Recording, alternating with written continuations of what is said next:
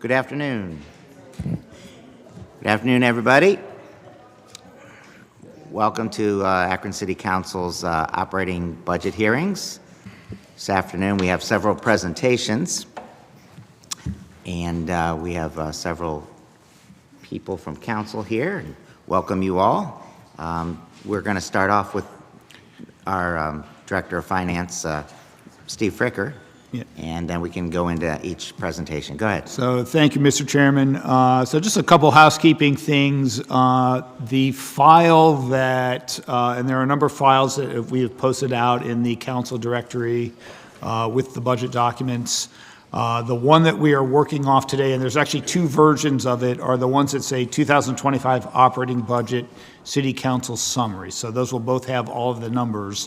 One of them also has, and it will say with goals, also has narratives for each department that kind of describe the goals for each department. So a little bit of context to go with the budget numbers. So there are two versions of that file. And with that, I will turn it over to the mayor. Good morning. Good afternoon. Yeah, no, I'll start. I still think it's Monday. So it's an honor to be with all of you as we kick off day one of our budget hearings in depth. I spoke for a while, perhaps too long yesterday, so I won't go too long, other than to say that we have a number of folks with us today to just kind of briefly share some of their work. Obviously, the goals and objectives information that you'll find throughout the budget book reflects a lot of the work that we are focused on this year. But obviously within the mayor's office, we have the administration, strategy, and communications. And then we also have kind of distinctly the Office of Diversity, Equity, and Inclusion and the Office of Sustainability. So we'll have folks from each of those here this morning, and then happy to this afternoon, not this morning, and then we'll have an opportunity to take any questions that folks have. So with that, we'll turn it over to Education and Health Strategist Rochelle Wardell. Thank you, sir. Thank you, Mr. Chair, members of the committee. As the Education and Health Strategist for the City of Akron, I lead initiatives to support residents across the lifespan, from infant vitality through aging. I work on behalf of Mayor Malik to align the city's investments and partnerships in education and health, ensuring we make deliberate, strategic decisions that improve outcomes for our community. In addition to serving as a liaison to external education and health entities, my role includes working across city departments, from recreation to human services to fire and others, to support student-focused initiatives and ensure greater intentionality in our work. Finally, I'm deeply engaged in coalition building. I help bring together government, philanthropy, and nonprofits to ensure our efforts are strategic, sustainable, and community-driven. Some of my key focus areas include expanding early learning access, strengthening out-of-school time programs in partnership with Akron Public Schools and Youth Success Summit, increasing access to community learning centers, supporting the Commission on Aging, and building a hospital-based intervention strategy to improve community health and safety. Yesterday, some of you heard about our work to expand access in our community learning centers. And today, I'll focus on two other major initiatives I'm leading for the city, which are around early learning and hospital-based violence intervention. Expanding high-quality early learning is critical because it lays the foundation for lifelong success. Childcare is also an economic development strategy. Families need access to reliable care to stay in the workforce, and businesses rely on stable workforce to thrive. To move Akron toward its long-standing vision to have universal preschool, I'm working with a group of leaders in business, philanthropy, and education, as well as government, and a team of early childhood experts made up of roughly 16 local providers and agencies. To support this effort, I secured a 10-month pro bono consulting contract from a national firm, Start Early. This partnership provides us with research and technical assistance to help me facilitate a community-driven approach alongside Summit Education Initiative and the Early Childhood Resource Center an approach that ensures early childhood providers and experts play a central role in shaping the system. For this effort to be successful, it must be community-driven, ensuring that those most affected by change help shape the system. With strategic vision and advocacy from our leadership group, our goal is to pilot elements of the eventual universal system this coming fall in 2025. We'll use a mixed delivery model, leveraging all types of childcare providers to expand access, strengthen early learning businesses and its workforce, and provide wraparound supports to children and their families. Another of my bigger projects is leading the city's effort to connect victims of violence to support services to break cycles of retaliation and trauma. Hospital-linked violence intervention programs exist in over 70 cities across the United States, and research shows they reduce violent injury recidivism. To build this effort, we're working in collaboration with hospital representatives from their community relations and trauma departments, as well as other key stakeholders to design a local approach to this national best practice. In our model, survivors will be met bedside by a specially trained intervention specialist employed by Minority Behavioral Health Group. They'll be met at that moment because, according to studies, it is when someone has just survived a violent act that they are most open to intervention. Once stabilized, it will be a care-first model. This is important to our hospital partners. Care first, then intervention. The coordinator from Minority Behavioral Health Group will introduce them to case management and support services, which could last up to 18 months, and will involve our street team and credible messengers, along with other community providers. We're in the final steps of developing our local approach and expect approval this spring to move forward with implementation. With that, I appreciate your time today, and I look forward to continuing conversations with you as we work together to better our education and health outcomes. Thank you. I think next we'll hear from Emma Lieberth Osborne, Policy and Grant Strategist.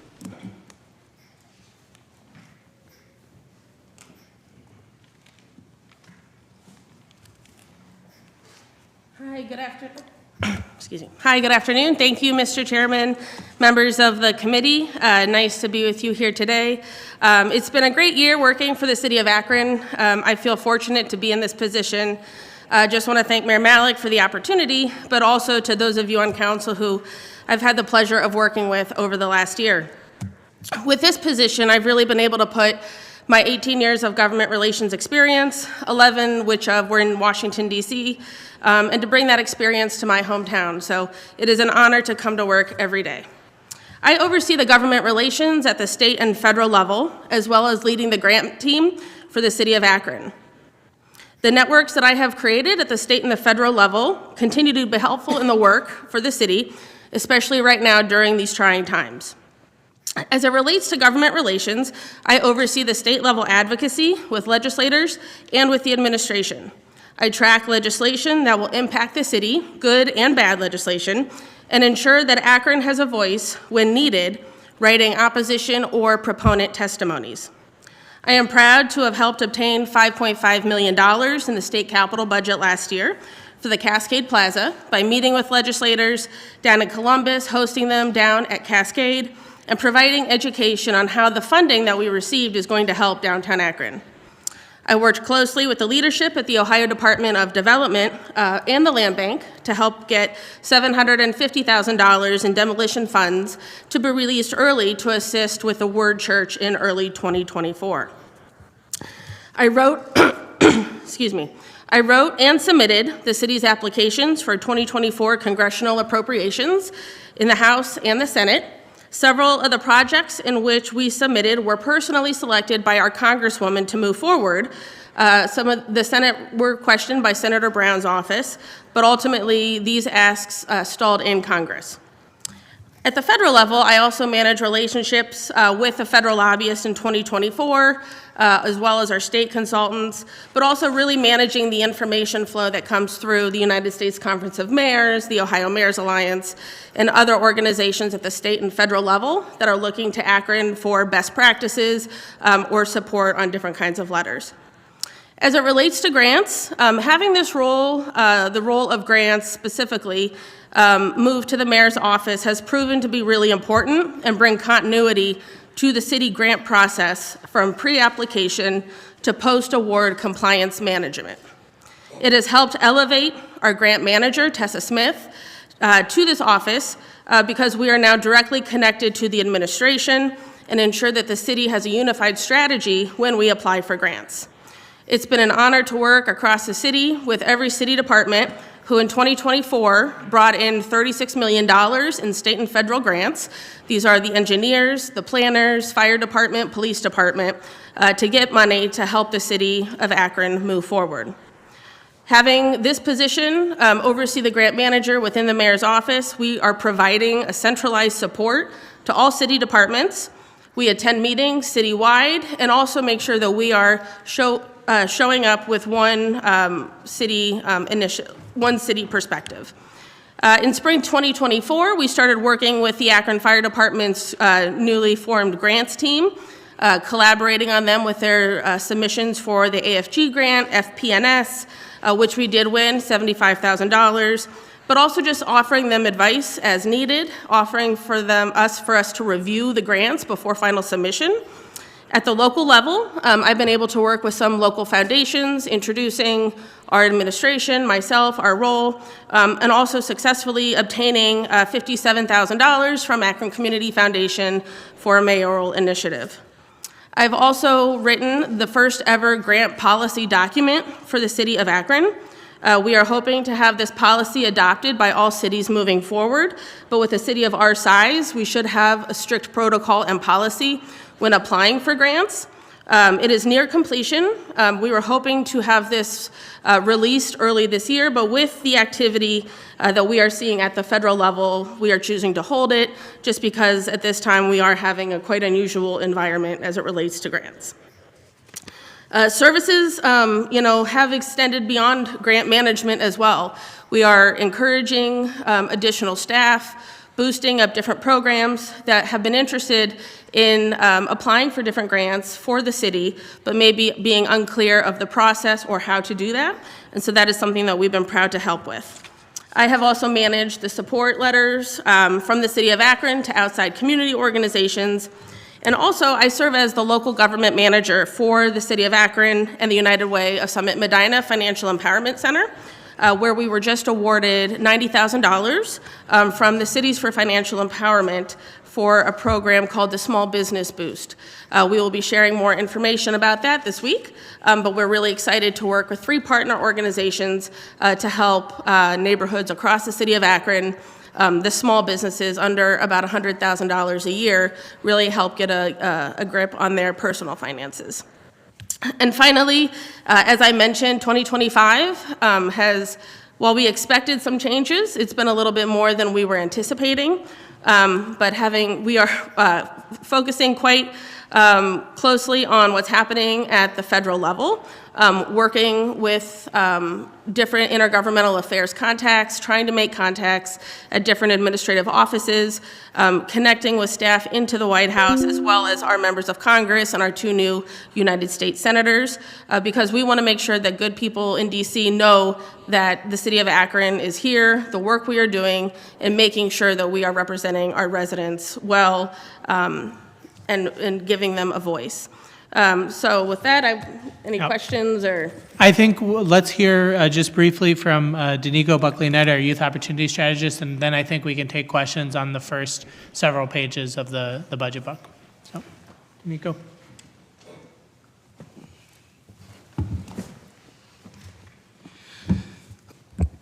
Good afternoon, everyone, and thanks for having me. And thanks, Mayor, for the invite. So I'm Danico Buckley-Knight.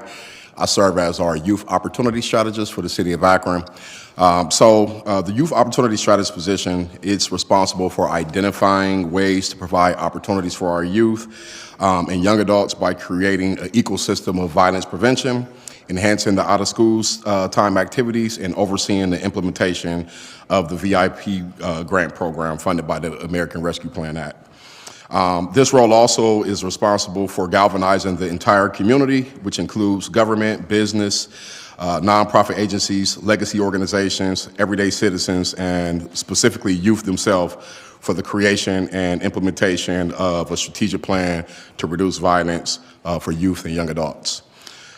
So some of my key projects, as mentioned, is the VIP program. So with the American Plan Rescue Act, we were able to fund 40 nonprofit organizations, and those organizations are still implementing those programs and those activities with the funding. Right now, we're in the phase of evaluating 2024, working with Summit Education Initiative to complete the evaluation for 2024. So that's definitely a continual project, is the VIP program. Also, as we talked about yesterday, a huge partner of my role is Youth Success Summit. And Youth Success Summit is a nonprofit organization that provides support to the nonprofit organizations in the out-of-school time space. In the Youth Success Summit, there were always kind of a vision of having two focus areas, and the Out of School Time Network was originated a few years ago in partnership with Summit Education Initiative. But in that out of school, there was always a focus of arts and enrichment, and there was always a focus on college and career readiness. In the role of youth opportunity, I was able to advocate for sports and wellness to be a third component in Youth Success Summit's ecosystem. So that's definitely a high priority, is enhancing our Youth Success Summit nonprofit organization who supports the out-of-school nonprofit organizations in our community. As I talked about in sports and wellness, one of the huge kind of gaps that occurred with the American Rescue Plan Act was many of our sports and wellness nonprofits were not able to receive funding during the American Rescue Plan Act dollars, and that was because they were deemed to be a high-risk organization. And one of the reasons why was because many of the organizations answered no to ever receiving any federal, any state, or any local funding. So the goal is to really enhance our sports and wellness nonprofit organizations, so moving forward, they can position themselves to be able to be more competitive for federal, state, and local funding. And also, I would like to highlight that one of the things that within the Violence Intervention and Prevention American Rescue Plan Act program, the community identified 8 areas, well, 7 areas. Let me rephrase that. There were 7 areas that was identified from the community, and those were mentorship, recreation, reentry, police youth relations, gun reduction, mental health, community awareness. And one of the gaps that I identified working with the community was we didn't have anything around workforce development. So we created an 8th focus area around workforce development. And some of the key highlights that we've kind of done with workforce development is we've developed a new program called the High School Grad Assistant, where former student athletes are serving as coaches for the high schools that they graduated from in the workforce development space. And we also are working with them on obtaining certifications and credentials that are going to be able to fulfill those in-demand jobs. And then we also developed an initiative called the Out of School Youth. And what we are doing now is strategizing around that youth that is not enlisted, is not employed, or is not enrolled. And that team is ongoing, meeting on a monthly basis. And the goal is to continue to elevate workforce development because we know that, if kids aren't enlisted, enrolled, or employed, then that means they have a lot of time to do negative things in the community, and we want to change that narrative and give them opportunities even post-high school. So those are some of my key projects. And lastly, I would just say I'm also engaged with special events. So I've been leading National Night Out with the aim of bringing the community and police and fire all together under positive circumstances, really emphasizing the importance of having youth and young adults at those events. And lastly, another event that's a special event is the Akron City Festival, which is an event that brings over 1,000 youth and young adults downtown. They participate in the parade, and then after the parade, there's a fashion show, a magic show, a talent show, basketball, bouncy houses, gaming trucks, food trucks, really just giving our youth and young adults an opportunity to come downtown and be highlighted as future leaders.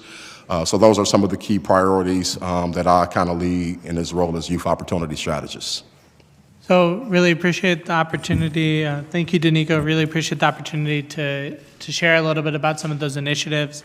You know, for these first three buckets, the Mayor's Administration, Mayor's Office of Strategy, Mayor's Office of Communications, you know, the budget really is flat over last year.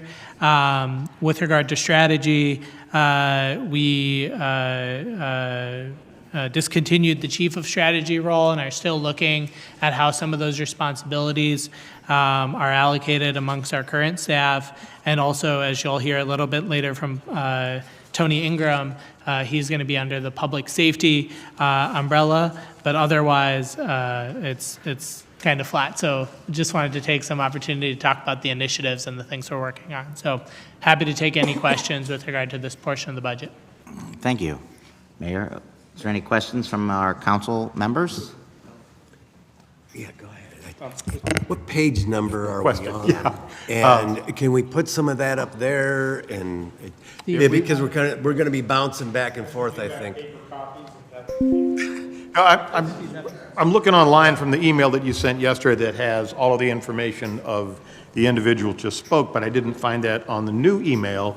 So I'm trying to flip back and forth to figure out what's going on. I mean, I don't need I just need to know where we're at on these two documents. So this is from your email. So I was on this. Okay. Are these numbers going to be the same as what was just sent? Go back to my email. To your email? Yeah. That's where I had a problem, because I have to Okay. reload. And just go to. Change my Click on password. that folder there. Well, then I'm going to have to put my password in. Come on, man. So And that's- here's the one with the goals. Okay, so Yeah, why don't you do that? that's what we were just on, was the goals. And then Councilman Fusco, I think it starts on page 57. But, so those numbers in there are correct? The numbers that are under goals? Numbers aren't any different. Okay, The only change between yesterday and today is we added in the goals and objectives. that's, for each okay, department. we're trying to find the goals and objectives. Yeah. Sharon had it, she showed me. Yeah. Getting Jeff to it, but, Toggling back. Mr. Chair. Cool, thank you. Councilwoman Amar. Yeah, no, looking at that. I just want to state that I appreciate all the programmatic things and the focus on young folks, because I know if we catch these children early enough, that we can prevent a lot of the violent activities that we were encountering. And Emma, I appreciate how you stated what's going on in Washington, because nobody understands what's going on there. So it's going to be interesting how we move forward. I will be going to NLC next week, and I hope to go on the Hill maybe to see our senators and meet some of those folks, just to see if they have a handle on what's going on. But it's going to be interesting for the next, I hope, a few months, but I think it's going to be years. But anyway, I appreciate the comments. And actually, Emma is headed to DC tomorrow with a delegation from the Greater Akron Chamber, so we wish her luck.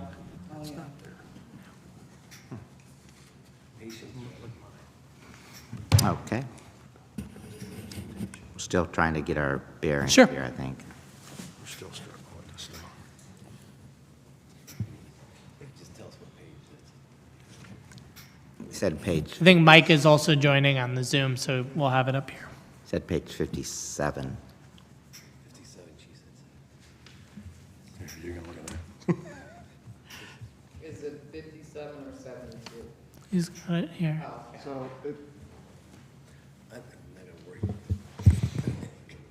So on the one that I have posted here, the goals and objectives start for the mayor's office on page 61.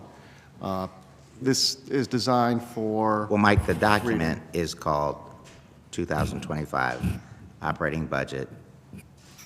With goals. City Council Summary with Goals, that PDF. yes, The second one, when you open up, yeah.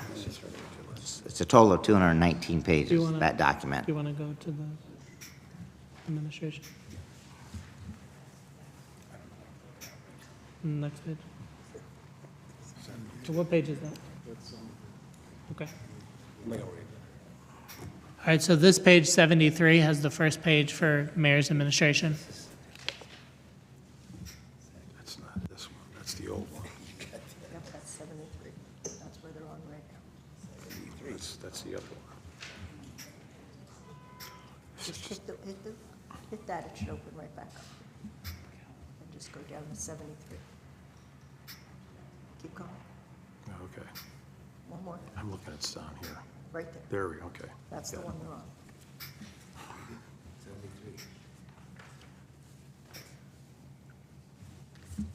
That's, there you go, 73, you're there.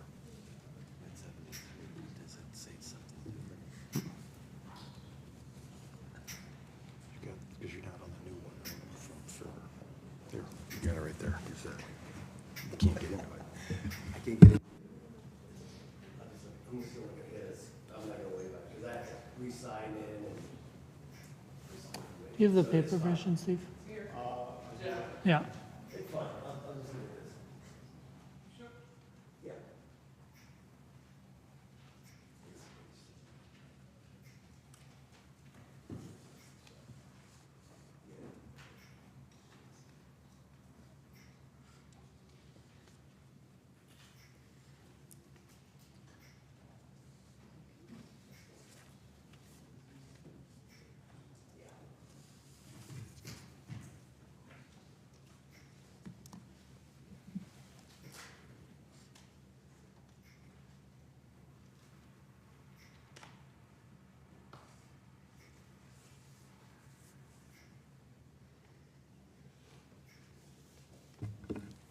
Lisa, I have a question. So, and it might have been said while we were trying to figure this out. Sure. Salaries and wages are lower this year. Is that because we're down a couple people?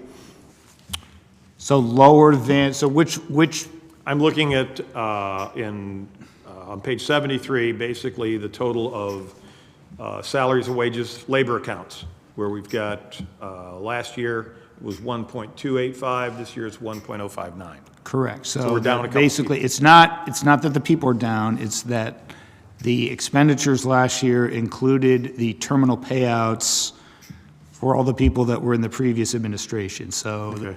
Mayor Horgan, Okay, You know, got it. Thank you. yeah. Okay. I'm going to say, did we lose? And just, all right, thanks. Yeah, so, the 2024 budgeted amount was 1,004,000. 2025 is 1,059,000. That 200,000 was the terminal payouts. Yep. I look at budgets and actuals. That's what I'm trying to figure out. Yeah.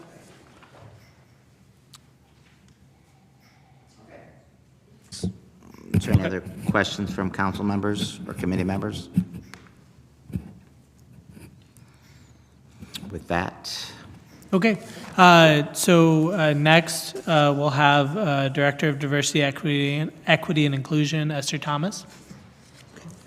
And I think that is on, what page is that, Mike? so that is going to be on page 76. Yep. Yeah.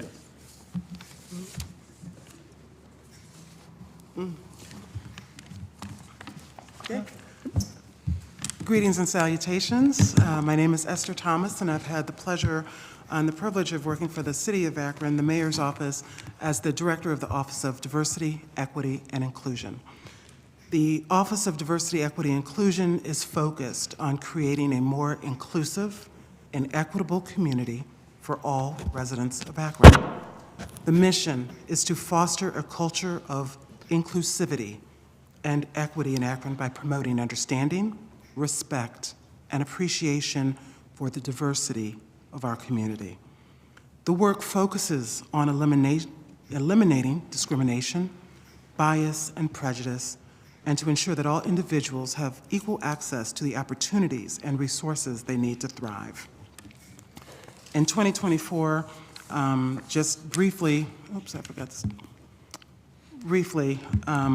some of the accomplishments that the office did that I'm really was excited and proud to do was the establishment of employee resource groups that addresses the needs of our veterans, our employees of color, women, and LGBTQ+.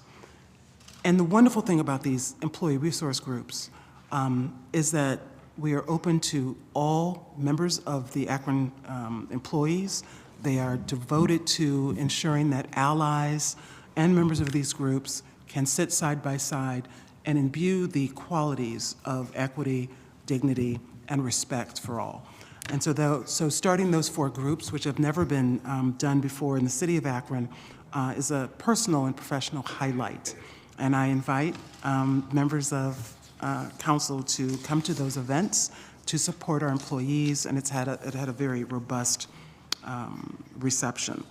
Some of the other accomplishments in the last year, just ever so briefly, was working with our consultants and the community and engagement on the Interbelt process, bringing those, helping the charge of bringing national contractors to Akron to address that. I've also worked with the Bloomberg American Sustainable Cities and developing solutions, identifying problems and developing solutions, and interface with community groups and interdepartmentally. And so those are some of the things. And I know time is of essence, so I'll go right into some of the goals for 2025. One, to continue to engage with the Akron Interbelt in planning, engaging consultants in planning process and community engagement. Having the privilege to work with the Right to Counsel, which is a process working with community partners to implement Right to Counsel and launch a pilot program for residents that are facing eviction and providing resources to assist that process so that their rights are respected, and that Akron, who in the past has had some of the highest eviction rates, not only in the state, but in the country, that those resources can and help our residents maintain stability. One of the other efforts of the office is to work with the community engagement with the waste transfer station, to support community members and the city in the relocation of that. Another upcoming event is the Immigrant and Refugee Stakeholder Convenings. As you all might have imagined, there's been some vast amount of concern regarding how are our immigrant and refugee communities handling, what resources do they need in order to address things that are happening in their lives around them, to them, and how can the city be supportive to our residents. Finally, as we move forward, we will continue to look at community engagement for not only employees, but City of Akron around key initiatives, and to continue to support an open and welcoming community. Thank you. Thank you, Esther. Do you have any questions here from our council members? Oh, okay. I'm sorry, can you come to a microphone so that everyone can hear? Thanks so much. So I see you have 3 employees. Did you have 3 last year as well? Yes, myself and a cultural engagement coordinator, Summer Hall, who works with the Akron Public Arts Commission. You'll notice the brightly. Right. And Brandon Lester, who's the diversity contract compliance officer. Okay, so summer falls under? Yes. Okay, thank you. Okay. Obviously, what we've heard from DC. Yep. you knew this was coming. So I mean, Yep. all the good work that the city has done for many, many years, what, and maybe Emma might find out tomorrow or whenever she goes to DC, what's going on with all that? And how is it going to affect our city? Because Esther, you do a fantastic job, and this is something that we definitely need. Where are we at? Yep. So I'll start, and then certainly Esther, if you want to chime in. But so with the new executive order coming out from the administration around diversity, equity, and inclusion initiatives, we wanted to take a very close look because this is something that this council and the previous administration and this administration have been very committed to this work, and is something that I think the community has called for. So that executive order talks about promoting diversity, equity, and inclusion initiatives that violate federal law. Well, I know that we don't do anything that violates federal law, but the interpretation of the current administration, it said that they would release guidance from the Attorney General within a certain number of days. So the law department is awaiting that and doing some review to see whether there are any initiatives that could be at risk, right? At this point, we don't have anything that sitting here today we need to stop doing. Right? Because I think the things that we talk about, like employee resource groups and other things, are things that have broadly been accepted and are legal. Right? I think the other half of it is about, frankly, kind of terminology. Right? And so we live in this world where diversity, equity, and inclusion, or the shorthand, oftentimes people don't even say it; they just say DEI. Right? Can sometimes be kind of maligned, right? And so we don't want to be in a place where any of the people in this office, the work that they have is maligned or discounted from the start. And so I think one of the things that we're looking at is over the next few weeks or over the next month, really looking at whether we change any of the naming. We don't want to back up from any of, we're not trying to purge words out of our dictionary. We believe in the work of diversity, equity, and inclusion. But is there a way to frame it where we're talking about it in a way that everyone feels like they're a part of it? So we're looking at that. But sitting here today, there's no changes, and we want to be intentional about this conversation. So Esther, you want to add anything? Sure. Diversity, equity, inclusion is about values. And no matter what we call it, if we align with those values and act in operation of those values to further inclusion, dignity, and respect for City of Akron residents and our employees, that is lawful work. And so we are dedicated to what comes next and to respond appropriately. No, thank you both for that. And I guess the disheartening thing is there's been so much done over these years in this piece in DEI. There's been so much work done, and to see the universities across the country and school systems, et cetera. Right now it seems as though they've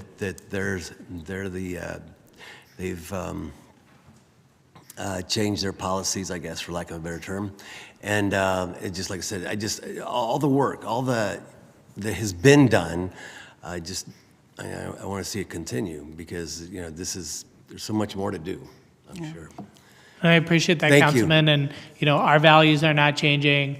If there are changes in either, the language or naming or in programs, we will be very open and clear about that. All right, now I'd ask Director of Sustainability and Resiliency, Casey Shevlin, to speak. And then, what page is that, Mike?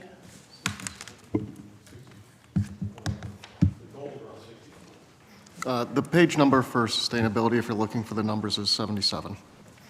Casey? Thank you. Thank you, Mr. Chair and members of the committee. I think the bulk of council is still fairly unfamiliar with my office to date, so I'm just going to try to make a dent in that and explain some basics about sustainability in my office.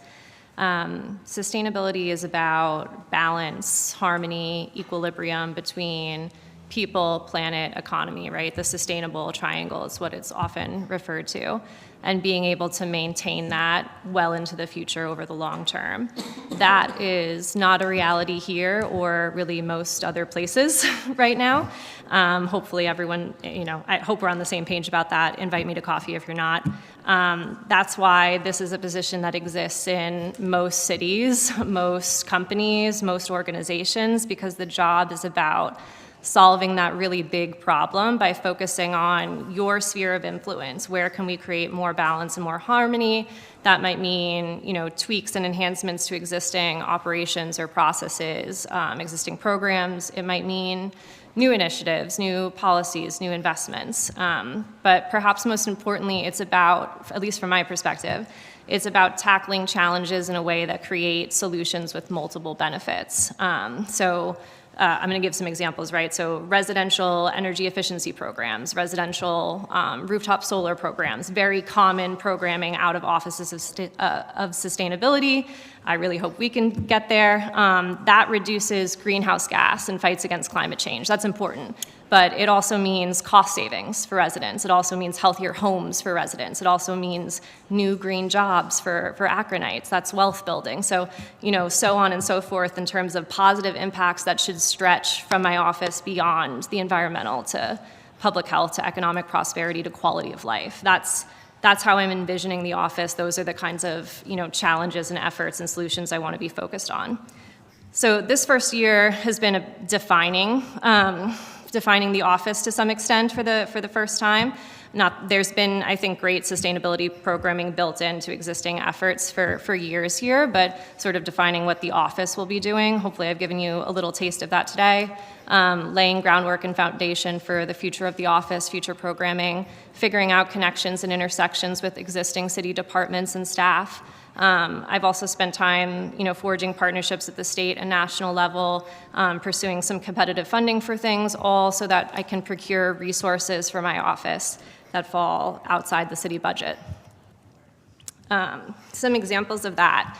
So I don't know that Rochelle mentioned this when she was up here, but she and I worked really hard on a U.S. Conference of Mayor grant that we were awarded $175,000 to fund a mobile grocery store that can serve food desert areas in the city. That's something we worked on together, building the relationships with that organization and community members that sort of coalesced around it.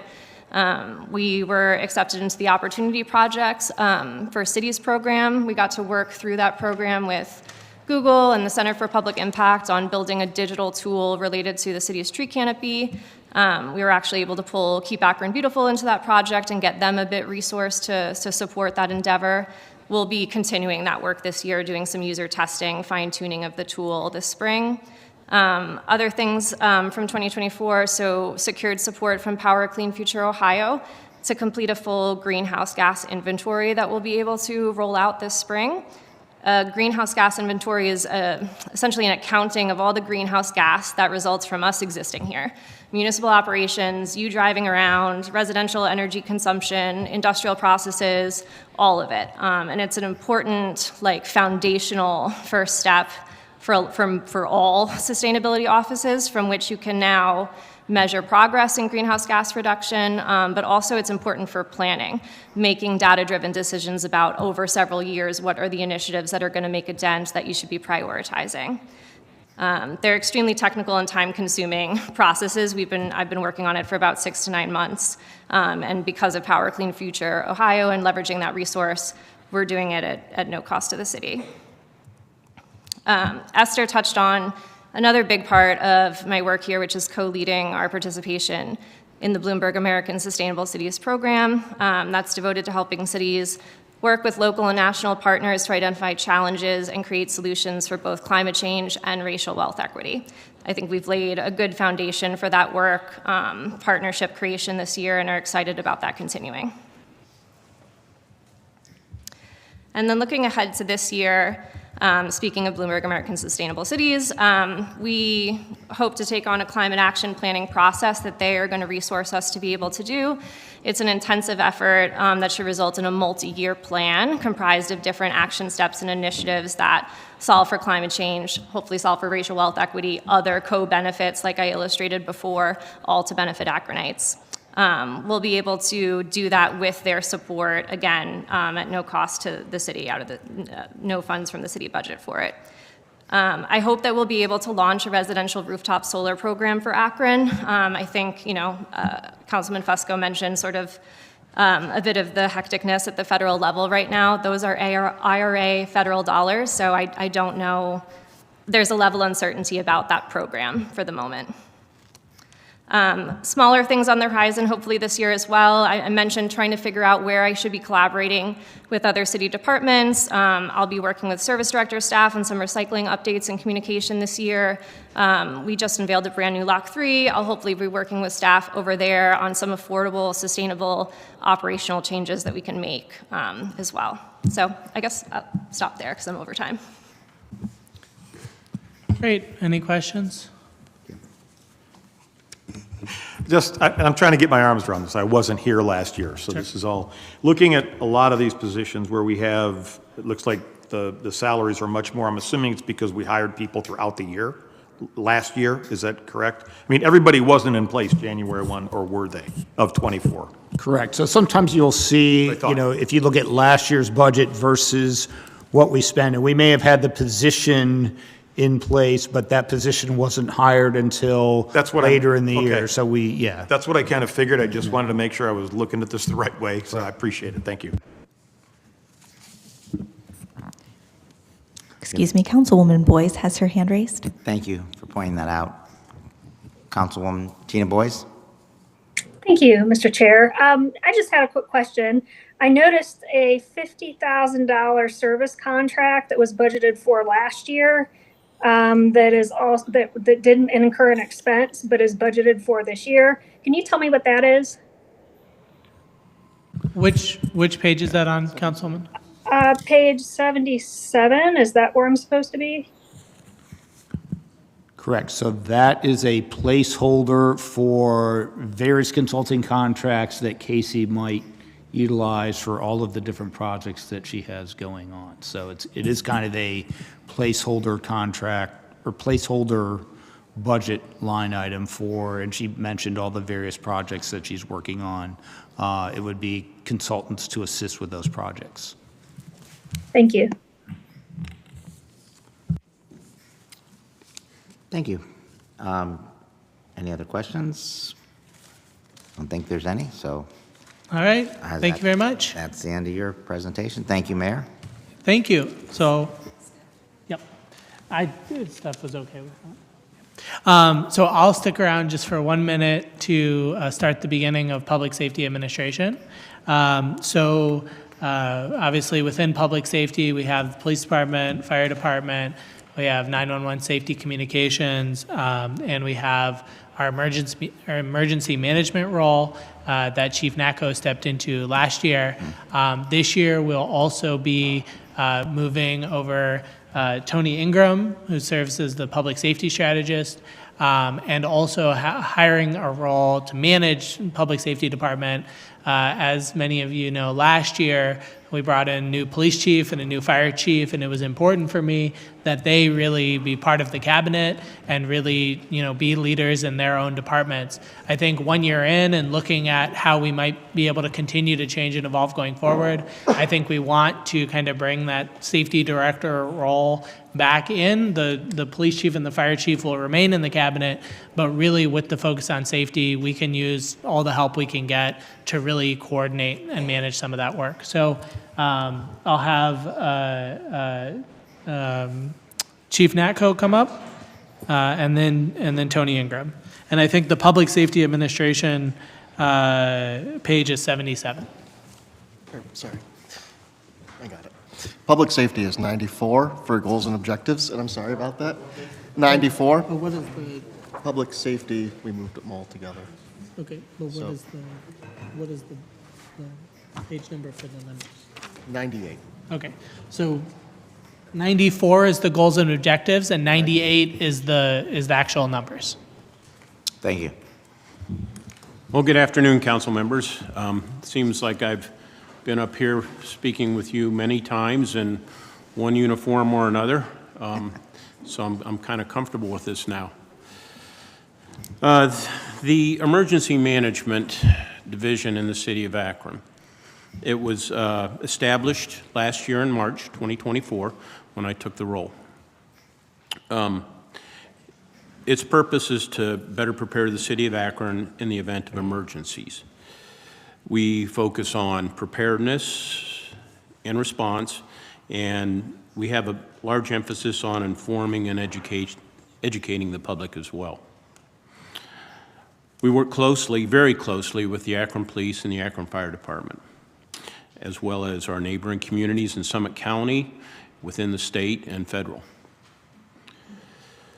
We work with crisis and response teams to try and enhance the city's capability to mitigate, prepare, respond to, and recover from potential or actual natural disasters, acts of terrorism, or other man-made disasters. This role is highly collaborative, working with different individuals. We're creating a framework that enables Akron to reduce our vulnerabilities to hazards and cope with any disasters. I have 5 pillars right now that I am working on and have been working on, and I'll kind of hit them. I'll go over them briefly with you. First off, it's our mass notification system. The City of Akron really has no solid way to notify all of our citizens of an event, whether it's a planned event or an emergent event. And the system that we are purchasing is called Code Red. It will go out to the citizens as soon as we finalize all the terms of the contract, but we already have a purchase order in place, and we're just working out the details. People will have the ability to opt in for non-emergent notifications, and then we will have the ability to notify everybody for an emergent notification. So you'll see more on that sometime here in the future. We're trying to form a stronger relationship with Akron Public Schools. Last fall, we were working with them quite closely over some drills that we'd like to perform in their buildings, and we will continue doing that this year. We think it's very important for our police and fire departments to have a place in the training and in the drills in the schools. So this is something we're continuing to work with. Safety planning for events. So last year alone, we had over 300 community events. Some were large, some were small. That was more than the year before. I anticipate about the same number this year. Of those over 300, 14 of them were major events. Events that we feel that we need to set up a system where the police and the fire department are working together cohesively to manage that event safely. So there's safety provided for those events. We develop things called incident action plans. It's a written plan that is published and shared amongst executive officers in the city as well as the police and fire department. We also work with the Public Works in many of these, and they're included. We set up something called an Emergency Operations Center. Previously, it was held in the basement of this building by Summit County. When Summit County moved out, we felt that that room was no longer served its purpose for us, and we moved into a new area at Fire Administration up on their second floor. It's been equipped with state-of-the-art equipment, large screen monitors, and what's called a smart board. We're planning on putting smart boards in the mayor's office, the police department, dispatch, and public works. And it will allow somebody in a conference room here to speak and show, diagram things on a smart board where everybody can watch it at one time. You can pull up a map, and you know how you can shrink things and open them with your iPhone. Similar type thing. You can write on it, and everybody can see what we're discussing and what we're talking about. A picture's worth 1,000 words, and it truly is what this is all about, this smartboard technology. This is something, the Emergency Operations Center is up and running right now. It's capable. We can move into it if we have to. It's where the heads of the various departments would gather if need for a large-scale emergency. Something called a Continuity of Operation Policy. COOP, C-O-O-P for short. It's a city policy where cabinet-level directors can figure out what they're going to do if something happens in their area of normal work. If this building were to shut down, where would some division managers go? How would they run their department? If the IT system fell apart, how would we do things? That's what a COOP plan is. It was developed once 10 years ago. We have not been able to resurrect it or find a good piece of it, so we're creating it all over from the beginning. Right now it's in IT's hands, and we're developing a very robust system of documentation that can be shared as well as printed. Ongoing drills with city buildings. We started with the Muni building right here and the Ocasek building. So what we're looking for in those buildings is, first, we successfully completed evacuation drills. We got the fire alarm system in the Muni building here up to speed. It was not previously. There has been CPR and stop the bleed training conducted in this building for its employees, and there will be more drills by the end of this month for acts of violence. As a matter of fact, we're going to include council in on one of those drills.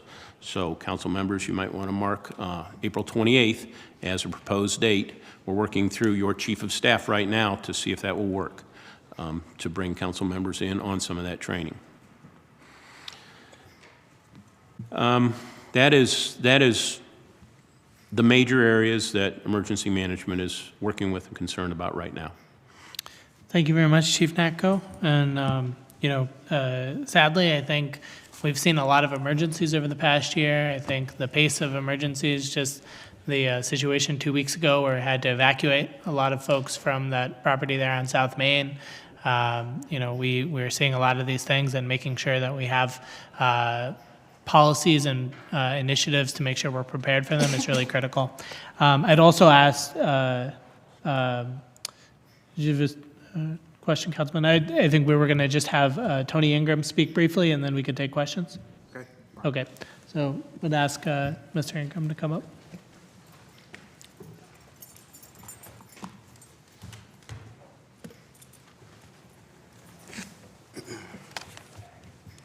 Thank you, Chair and council members. My name is Tony Ingram. I've been the public safety strategist for now a year and 1 week here for the mayor's office. I come to you after working 26 years in the Akron Municipal Court and 2 years at the State of Ohio Supreme Court, working on reimagining how we administer justice within the court system, using the concept of therapeutic jurisprudence, as well as utilizing specialized dockets to rethink how we work with individuals who are in need. I come into this position with that same idea, same thought about reimagining safety and what that looks like and how we approach and go about incorporating community input. You heard my colleague earlier talk about a community-centered approach. And it is one that I am focused on as well. Part of the work that I do falls into a couple different categories. One, intervention. The other you heard mentioned was around prevention. In the intervention space, one of the things we were able to accomplish, obviously with the support of this body, is creating and getting our street team up and running.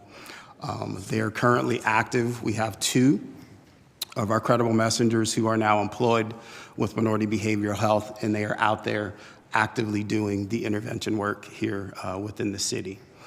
As Rochelle had mentioned earlier, that street team will work and partner with her initiative with the hospitals, those two initiatives will be combined again to help in that intervention space when we run into a situation where someone has in fact been shot. So that is one of those strategies.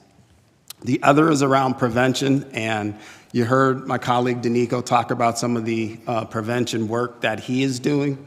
So also partnering with him, working in the violence intervention space, the 40 community-based organizations that he's working with, continuing to center our conversation around public safety. So moving forward, I will continue to work actively with the street team in minority behavioral health to continue to frame what that looks like, think about how we expand that, and also to research and evaluate that pilot over the next 18 months.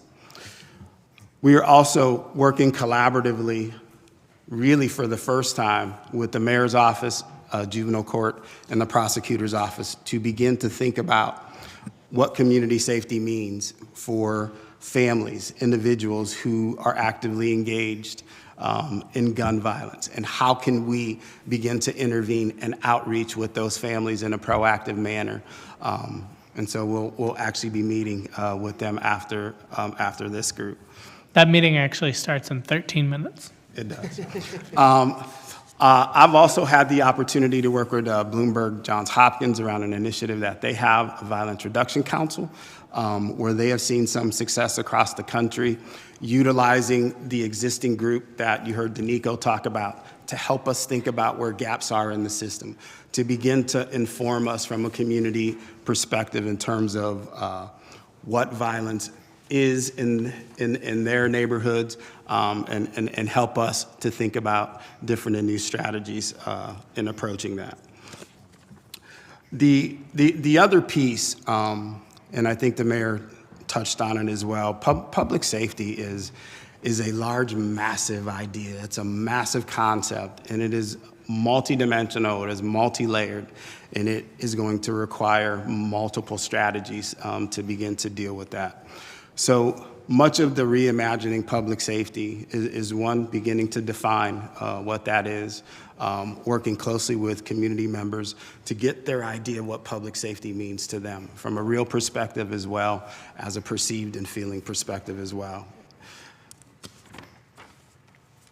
Also continuing to engage with my colleagues around unique and sustainable strategies to continue to reduce not only gun violence, but begin to talk about community violence, because it is much more than just gun violence. Gun violence is an aspect of the violence that we see, but there are other forms of violence that we need to begin to address.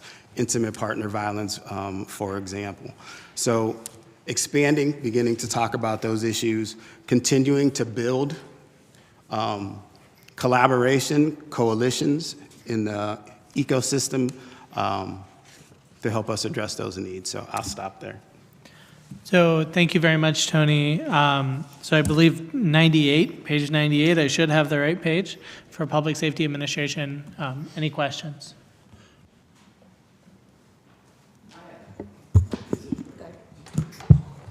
Okay, Councilwoman Jan Davis. Thank you. How do you determine the performance of your critical messenger? Do you have metrics in place, or what are you looking for so we can be, comfortable that this is working? Sure. So we're continuing to work with some national experts who have some key performance indicators that we will begin to look at. One of them is we're going to look at what are some of the outcomes that we've had once they've made some of those interactions with families. Have we been able to connect them into services? We will take a look at, is there a reduction in overall gun violence? But that's a tough metric because there's some other things that are involved in terms of, quite frankly, some of the innovative things that the police department's going to do as well. But we're going to look at some of those things, and we're going to ask residents, do you feel safer? Because I think that is an important metric to address as well.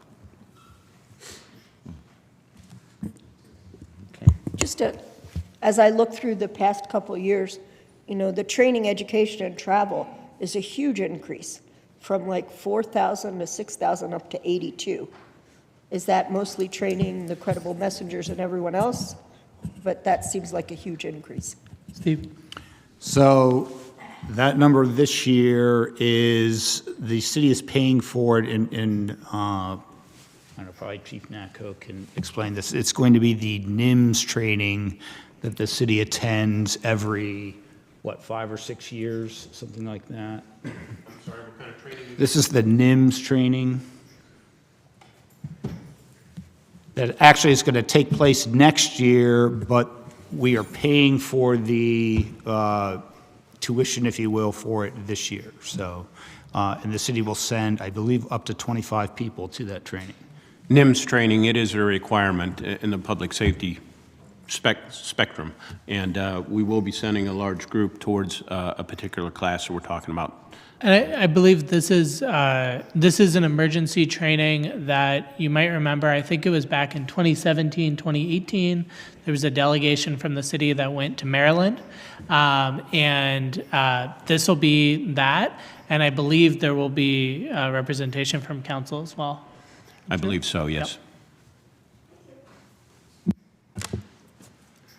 Councilman Fusco? Why, thank you. So we went from 2 to 4 employees? Yeah, so last year budgeted was for Chief Natco's role and also the safety forces recruitment and retention role that we've talked about before, that actually originated from this council's 2021 Reimagining Public Safety report, with the idea of creating a public safety pipeline from our youth. That role actually has not yet been filled. We worked on it, but we're hoping to fill it early this year. It's a brilliant idea. It's an amazing idea. I think whichever 2 council members came up with it really deserve to be commended. But really, this is something that I think is very critical as we talk about recruitment. And then, so then the 2 other roles are Tony's role coming over and being under the Public Safety Administration, and that new Public Safety Director level role, which really is a senior leader in public safety, someone who will oversee and manage both police and fire. So that will be a significant role. That person has not yet been hired. We're kind of working through that process, have created a job description. And so that's how that has evolved. Thank you. Thank you. Bill, Yes, Councilman Garrett? the Code Red you spoke about, this mass system, is there any other models, any other city who's actually done this? And will that be through text, phone, email? How would you communicate? So there are several systems out there. Code Red is something that we looked at from a collective standpoint. Myself, IT, the police and fire managers within our dispatch area also looked at it and recommended it highly. It will be city controlled, so we will type in the messages, we will distribute the messages. The people who opt in for the messages that are not emergent, they can receive them however they want, through voice, through text, or both. And I believe there's even an email potential for that. So it's quite versatile. It can be geographically pinpointed. You can pick out an area, such as when we had the Rosemary fire. You could pick out a 1-mile radius and send messages just to those folks in that area. If a tornado happens to roll through, or even a boil water alert, things from simple to quite dangerous. So it's very capable. It will probably do more than what we envision it can do, but this is our first step towards a city-controlled system. I think that'll come to council, I think, in the next few months. And I think the geographic piece is really important. You know, we've had boil alerts, we've had other things that, you know, they're not eligible for reverse alerts, but they really are things that we need to get out to people. Mm-hmm. Councilman Bolden? Is that the $75,000 service contract that's in there that wasn't there last year? No, Code Red? that is for the updating of our emergency management plan. Yeah. Thanks. Okay. Mr. Chair? Yep. Thank you. Just a question for Mr. Ingram, and I appreciate the goals that you presented. Are you able to share any specifics, things, initiatives, plans on reducing gun violence? Because I really wanted to see more specifics on that, because again, that is still very much so an issue in the community. Do we have any specifics, things that we can share, programs that you're currently working on, want to see implemented in 2025? The big initiative, as we continue to reframe how to engage with the credible messengers in this space, is going to be a critical piece of that. We'll continue to work with police on some other initiatives that I'm sure the chief will talk about in terms of things that they're looking at from the work that they do in terms of reducing gun violence. But primarily from that perspective is using the credible messengers, but also in this reimagining idea is really getting us to think about safety in a different way. Making sure that we're dealing with equity issues around housing, making sure that we're dealing with equity issues around food insecurity, those things.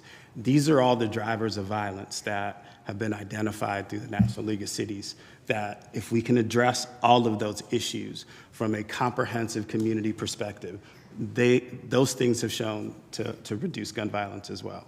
So that'll be a big part of the focus as well. And if I can, Council President, and to your point, and also I think to the point that Councilwoman Davis mentioned, there will be like a formal evaluation component to the Credible Messenger program because it is a pilot program.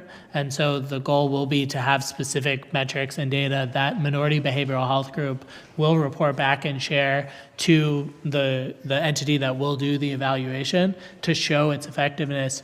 Really, the Credible Messenger program and the hospital-linked violence intervention program that Rochelle talked about were two of the things that have kind of been most discussed over the last several years.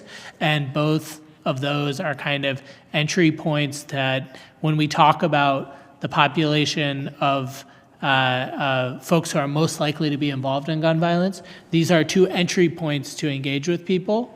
But it's not the only one. So we look forward to future discussions around that as well. Thank you. Thank you. Okay, anything else? Anything else? Okay, thank you very much. Thank you, Mayor. We'll get over to the juvenile court. Okay.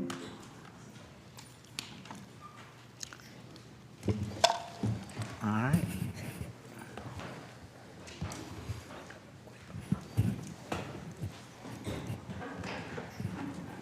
All right, next up, we have our Akron Police. So as they're setting up, their goals begin on page 157 with the numbers on 159. We start with dispatch. You can, yeah. We want to do dispatch first? And Sure, then that's fine.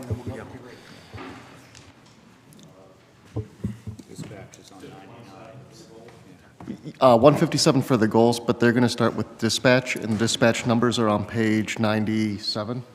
99. 99. Yeah, and dispatch, the reason why they're different, dispatch is in with the public safety budgets, not the police budget, so that's why it's in a different section. Ready? Good afternoon, everybody. Deputy Good to Chief see all of you. Laughlin. Thank you. When I sat here last year, I was Captain Laughlin, got promoted, and I have Captain Kuznick with me. He's taken over my role in the safety communications. You know, it's been to some of your ward meetings. You know the great work. But I want to kind of share some of that with you. Some of the exciting things right now, as introduced Captain Kuznick, is introduced Captain Kuznick. We have a new lieutenant, Lieutenant Kim Williams. We're going to be promoting a new civilian supervisor and adding a new admin as some of our objectives. So it's an exciting time in the center. You know, when I took over for Chief Harding, moved into the new center, and again, I want to thank all of your support for that. It's still, a gold star in-house center should be built out, and our employees are over the moon still, so I appreciate your support for that. But, Captain Kozlik's already hit the ground running and has got some great goals for 2025 and what's going on in the center. But just to kind of some highlights from 2024, some of these are numbers that you've heard previously, but our dispatchers answered 343,293 calls in total in 2024. That's 1,000 calls a day. Far exceeds what the SEC takes, which is a multi-jurisdictional dispatch center that we share the space with. We're probably double the call volume. And of those 343,000, 50% were 911 calls. And we've talked previously that we have to maintain a standard 15 seconds and 20-second call answer rates on that. So in 2024, we trained 10 new technicians. We were down significantly. Our numbers beginning at 24. We were able to have an outstanding recruiting and hiring process and brought on 10 new technicians. Also in 2024, we took over, in addition to that call volume, dispatching for the University of Akron Police Department. They were struggling to staff their center. We were able to work out an agreement with them, and that has been a tremendous partnership. We already have a great partnership with the University of Akron Police Department, and just kind of helped galvanize that relationship even more. We finished training our communications training officers. So those are our training, so our 10 new technicians. We're able to give them a higher, more professional level of training, and that's adding to our success. And one of the things we've really elevated is in our compliance. It's called ProQA, which is our med calls that come in. There's certain criteria they have to meet and questions they have to ask, and we're able to increase that compliance by 40%. In 2024, so there's been a lot of great work by the trainers and the administration in there, and we also added text to 911. So 2024 was a great year, and Captain Kozlik's not resting on that. He's jumping into 2025. The requisition in already to hire some technicians to fill vacancies. We're 6 short right now. That requisition is in. We're going to achieve the designation of Accredited Center of Excellence. It's a pretty elite level accreditation that's been in the process, and a lot of work's gone into that. And that will, the expectation is to finalize that in 2025. We've had some of our supervisors go through some advanced executive leadership, and we're going to increase that also. We'll send one of our supervisors to the Certified Public Safety Executive Training. And then there's one who's going to complete the Registered Public Safety Leader. So that's a step up from, so it's CPE and RPL. So RPL is a step up from CPE, in addition to continuing education for our other supervisors in the center, just to really, solidify the professionalism that's already exhibited in the center, to really continue that. Our admin 3 retired recently, so she did an amazing job, and it's going to be big shoes to fill. Lieutenant Kozlik has a requisition in that, and we're just waiting until we get to that in the pecking order of making the selection, and we'll get someone up and running there. And then we have, we mentioned we're going to have one of our supervisors, longtime supervisor, John Penner, is going to be retiring coming up. He's been here with actually started out in fire, but been with the Communication Center for a long time. So I'm going to lose a lot of knowledge, but give someone else an opportunity to fill in, become a new leader in the center, bring some new energy, just like with Captain Kozlik coming in. But probably one of the things that's, the biggest thing we're moving towards in 2025 is introducing some AI call answering technology. What it'll do is it will handle the non-emergency calls for service, so that our technicians can really focus on the emergency calls and put the time in with our residents and really provide a high level of service. With 1,000 calls per day, it's really tough to put the focus in. It's high stress. So we're, number one, going to be able to be more responsive to our community, but also be more responsive to our technicians to give them a little bit of breathing room. So that's something that's looking around May to introduce that. So just some of the things we have going on. I say 2024 is a great year. 2025 is going to be another great year, and I'm fully confident in Captain Kozlik taking the lead, and with the help of Lieutenant Williams, they're doing great things already. So if you have any questions, I'd be happy to answer those for the Communication Center. Go ahead, Councilman Bold. This is we're looking at call center operatings, right?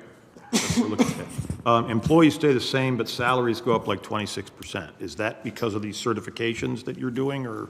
The salary increase? We started out 2024 significantly understaffed, probably close to a dozen people understaffed in 2024. Okay, so it's. So we just got up towards the end of the year up to that. That's where the 10 people. And it was budgeted that way. Right. So this year, we're basically budgeting that 70 for the entire year, whereas last year, because they were down so much at the beginning of the year. Got it. They were not Okay. budgeted for the. Just look at it, you're going like, wait a minute, this is. Yeah, I saw that too, and I'm like, I expected that question. Yeah. Thanks. Councilman Fusco? A little bit off subject in terms of the budget here, but this, I think we're going to be very interested to learn more about this AI piece. I think we should all be updated in terms of how that's going to work at a time that's appropriate. That's all I'm going to say. Yeah, and that's something we've looked at a couple different vendors on it, worked closely with Director O'Neill with the SECC because he's done a lot of work on it also. We've had the vendor come in probably 3 different times. We sent them some call data to do a really deep dive T&E with it. Like I said, we're excited to see what it can do because we could also, possibly, bring some efficiencies to some other city departments also, if it's That's cool. we anticipate. That's very cool. Yeah, real quick, I think Councilman McKittrick was also present for one of those demos, so we absolutely plan on partnering with City Council. Yeah, yeah. That would be great. And plus, appreciate the culture I know has changed there over the years. Many years ago, it was a bit of a challenge, I guess, for lack of a better term. And so now I understand it's much better due to all of your work. So thank you for all that you guys have done over these years. Thanks. Thank you, sir. Thank you. Mr. Chair. Councilwoman Amobian? Yes. You talked about advanced executive training. Could you talk a little bit about who are you planning to send to that? And So our trainings that we have, so we have a number of options we do. So we have that communication technician officer training that we're doing. So it's like in police, our field training officers. So it's the trainers that handle our grassroots level. The others is more leadership development. We have 4 civilian supervisors who's tasked with overseeing the day-to-day inner workings of the system itself. So they do weekly trainings. Everybody works on Wednesdays, so they do a lot of training and continuing education on that. As the piece one I talked about is that Pro QA, which is the assessment of calls for service. There's a continuous evaluation and improvement process. So these are some certifications for supervisors, but we also have some opportunities for technicians. There's like the Ohio conference, the APCO conference. We've sent some technicians to that conference also. So we don't just hold it to supervisors. We try to offer some training to some of our technicians as well, but it's primarily focusing on our leadership development so they can, better serve their personnel, who then in turn will serve our citizens at a higher level. okay. Does it include performance appraisal? They do. So performance appraisals as far as they complete or them being evaluated. Just as people are evaluated. Yes. And this is at every level of the organization. Do we include that 360, asking the employees to evaluate themselves and give feedback to their supervisor as to what they see their needs are? Yes, everybody in the dispatch center is in the city's evaluation process, so they do get that. But there's also regular check-ins. That's part of the things that the civilian supervisors do. They're supposed to be on the floor checking in with their officers. They do observation reports of things that they're working on with their team. So it's not just a once-a-year thing. It's a regular open line of communication from the technicians to the supervisors and the supervisors to technicians. We have somebody about 24 hours a day as a civilian supervisor, but then we also have sworn and fire personnel on there to manage all of the operations and have someone available to have that open line of communication on both ways. Okay, thank you. Bill. Go ahead. Oh, no, go ahead, Eric. Ms. Mobian, your question's answered? You're done? Yeah, well done. Thank you. Thank you. A question surrounding the training, the CIT training for these individuals to be able to, I know we're talking about AI at one point in time, but currently, moving past the AI individuals, will they have that CIT training available? So they do a training, and Chief Harding might be able to offer some insights from it, but they do not the same CIT training that police do, but there is a CIT type training for call takers, and Chief Harding can also weigh in on that. Yeah, no, they don't attend the traditional police CIT training. That's more of just a police-specific function that's with the ADM board, the 40-hour training, but they get dealing with mental health calls and mental health responses as well as part of their new hire training process. And it can additionally occur on some Wednesdays when they do advanced training, but they're not certified in CIT. And they were, the dispatch supervision and team was a part of how we process the scout team calls, how they come in, how they're vetted, and how they're put out. So they were very integral and a part of that in the performance in the center itself, and it's been working very well so far. Thank you. Just real quick. Yes, If you don't mind, sure. thank Go you. ahead, Councilman. The question is we had heard earlier today about this piece of, it's like a reverse 911, if you will. Does that come through the 911 call center, or is that a 311? And maybe you can't answer it. I don't know where that's gonna. As far as like the code red, the chief talked Yeah, about. code red piece, I apologize, yeah. Yeah, so we're still Just working curious. through implementation and how that's all going to land. We've had some demos. Okay. In that piece, we're not sure where that's going to land. We have some meetings coming up on that. We do have something similar through the EMA regroup, but that's used more internally and not as robust for an external piece. We do have some type of notification actually through regroup. We have a group set out for downtown Akron partnerships. So everything's happening downtown, we can send out an alert that way. So it's on a smaller scale of regroup, and we use that for that notification. Okay, thank you. Very good. Thank you. Thank you.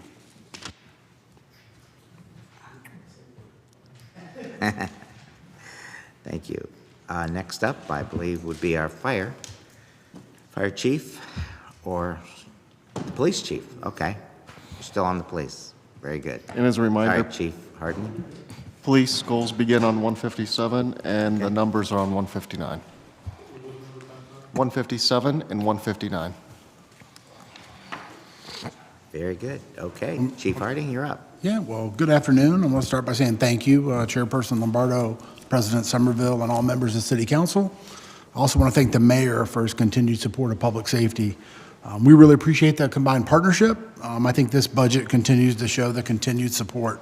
I want to start off sharing some exciting highlights and key stats from 2024.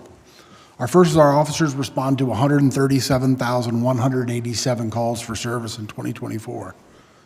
This is an average of 375 calls per day, and this was an increase of 4% from 2023. We had 305 use of force incidents in 2024. This is a rate of 1 in every 450 calls for service. Most of these 305 use of force incidents were a simple takedown or open hand tactics. Complaints, we had 38 in 2024. This was down 5%. This is a rate of 1 in every 3,610 calls for service as a formal complaint. Our murder numbers were unchanged from 2023. We stayed the same with 26. You'll see that as a goal as we talk later. Some good news, we did have a significant decrease in our shooting and shots fired calls for service. They were down roughly 30%, from 2,501 the year before to 1,755 last year. We had a 17% decrease in shooting-related offenses. When I say shooting-related offenses, this would be murders, felonious assaults, and discharge into a habitation where a gun was used. We went from 632 to 487. Another really exciting trend for us last year was a 42% decrease in overdose deaths. It's a huge number. I want to thank a lot of community partners as well as everyone. I think Narcan's a significant issue with that. That's been excellent. I'm proud to report our 5-year homicide solve rate is at 68%. This is well above the national average of 54%. Last year, we recovered 1,026 illegal guns and prosecuted 17 cases for federally. We recovered more than 100 long guns last year. An issue for us continues to be body-worn camera and public records requests. we continue to see a significant increase in requests. We went from 1,459 in 2023 to over 3,400 in 2024. This is a 133% increase. We redacted over 6,600 hours of video. We've done some research and realized that over 60% of those came from mostly people asking for our videos to then turn around and post on YouTube. So over 60% were just for that alone. Another exciting highlight for us, though, was our use of the Scout team and the partnership with the Akron Fire Department and mental health clinician. I want to spend a minute talking about what I talked about last year when we talked about 2024 goals and objectives, and kind of let you know where we finished on those and if we accomplished what we told you we were looking to do. The first was community engagement and relationship building. We said we wanted to expand on our previous community engagement effort and place emphasis on building relationships. We accomplished that goal last year, even though it's never completely accomplished. We attended 574 events last year. This is more than 100 more than we attended in 2023. We did presentations to every city council ward meeting and distributed over 100 gun locks as part of a gun violence grant that we received, and we plan on continuing to do that this year. We also continued our partnership with Safety Town in partnership with Akron Public Schools and our Community Relations Bureau. An increase in this, we wanted to increase and begin the Citizens Police Academy. We accomplished that goal. We did that twice last year, once in the spring and once in the fall. I know several of you had the opportunity to attend. Thank you for that. We will be also talking about continuing that program this year. We had a lot of great feedback. So if you weren't able to attend in 2024, we'd highly encourage you to attend in 2025. Another big initiative we talked about was our park and walks and park and walk and talks. Extremely proud of the accomplishment of our officers and our team last year. We increased that number over 221%. I'll say that again, over 221%. We went from 1,702 times that our officers called out on the radio to get out and engage in a non-enforcement activity to over 5,480 in 2024. So that's a significant increase. Reduce violent crime. Continue to use technology to improve our response to incidents. Say we accomplished that I shared some of the numbers earlier about our violent crime numbers being down. We also continue to use the flock system, body-worn camera, and other software to assist with that. We also continue to use our drone program and equipping patrol and some patrol officers to be drone officers to assist as well. Last year, I mentioned about continuing to use grant funding. We did have $1.9 million of ARPA funding we used. We will see that that's an issue that we're forecasting that those numbers will be down this year. Recruitment, hiring, and retention. We graduated 44 new officers in August of 2024, and that included 14 female officers, the largest number we've ever had in the class. We worked with HR to develop a police officer lateral position. We were able to hire a class of 4 laterals last year. That was probably under what we were hoping for, but we're going to continue that process this year. Could you repeat that? 4 lateral officers. Those are officers that are certified already as police officers from another jurisdiction usually that we hire. So instead of sending them through a 6-month police academy, we have a roughly 8-week Akron academy. So it speeds up the time that they can come there and start with us. You said lateral. Lateral. Okay. Yes, ma'am. Sorry. Coming in. Yeah, we lateral them in. Yeah. Yep. I didn't quite understand. Oh, no problem. I'll try to talk a little slower. I know sometimes I get quick too. So, peer support team was identified as a thing we were going to work on in 2024. We do now have 34 officers that are trained in peer support. That's been an excellent program for us. Another was accomplishing the goal to relocate our gym. That was accomplished last year. We have a new gym at the police station, which is awesome. It is really a testament for our officers and our team members that are able to come in and use that gym. It's a first class opportunity for them. At this point, I want to briefly talk about some 2025 goals and objectives. Some of the main issues are going to be staffing. We currently have a class of 28 officers that started on February 10th. We are doing lateral interviews now. Our hope would be to have any laterals that we can hire join the last 8 week of that academy class, and they would graduate then in August. So then we would hopefully have an excess of the 28 that we currently have there. Diversity is well represented in the current class. I'm happy to say that. We're aiming to also have another academy class at the end of the year. So we will soon be launching another recruitment cycle. So you'll hear me ask for your help now, and I'm sure we'll come back later and ask for any help that you can give as we continue to recruit. Another item that will be coming before you at some point will be a staffing study. We're going to partner with HR on a comprehensive staffing study. We have not had one done for a while. I think it's important that we determine what the community's expectations of the police are, and that staffing study and the RFPs that we've put out all have community engagement as part of that, as we look to identify organizational opportunities and develop structures to increase our efficiency. Retention. We had 22 resignations in 2024 and 25 retirements in 2024. We're going to launch a retention work group. I'm going to ask HR is going to spearhead that with many of our officers to look for additional innovative solutions for retention. I know there's been a lot of national studies, and I've had an opportunity to review those, but also trying to see what our officers say are some items or areas we can grow to continue with retention. Facilities. We need to continue to work on developing a long-term solution for storage of evidence, our police headquarters, and our police training bureau. Community engagement and prevention. We're going to continue the park and walk and talks. We're shooting for an additional 10% increase across that, and also asking a greater input from our detective bureau as well to be part of those community park walk and talks. Community events, while we were at 574 last year, our goal will be a 5% increase in 2025. We're also going to begin a quarterly Chiefs newsletter to the community to highlight some of the excellent work that the officers do, whether it's life-saving work or other information there. I think it's important that we continue to share that directly with the community.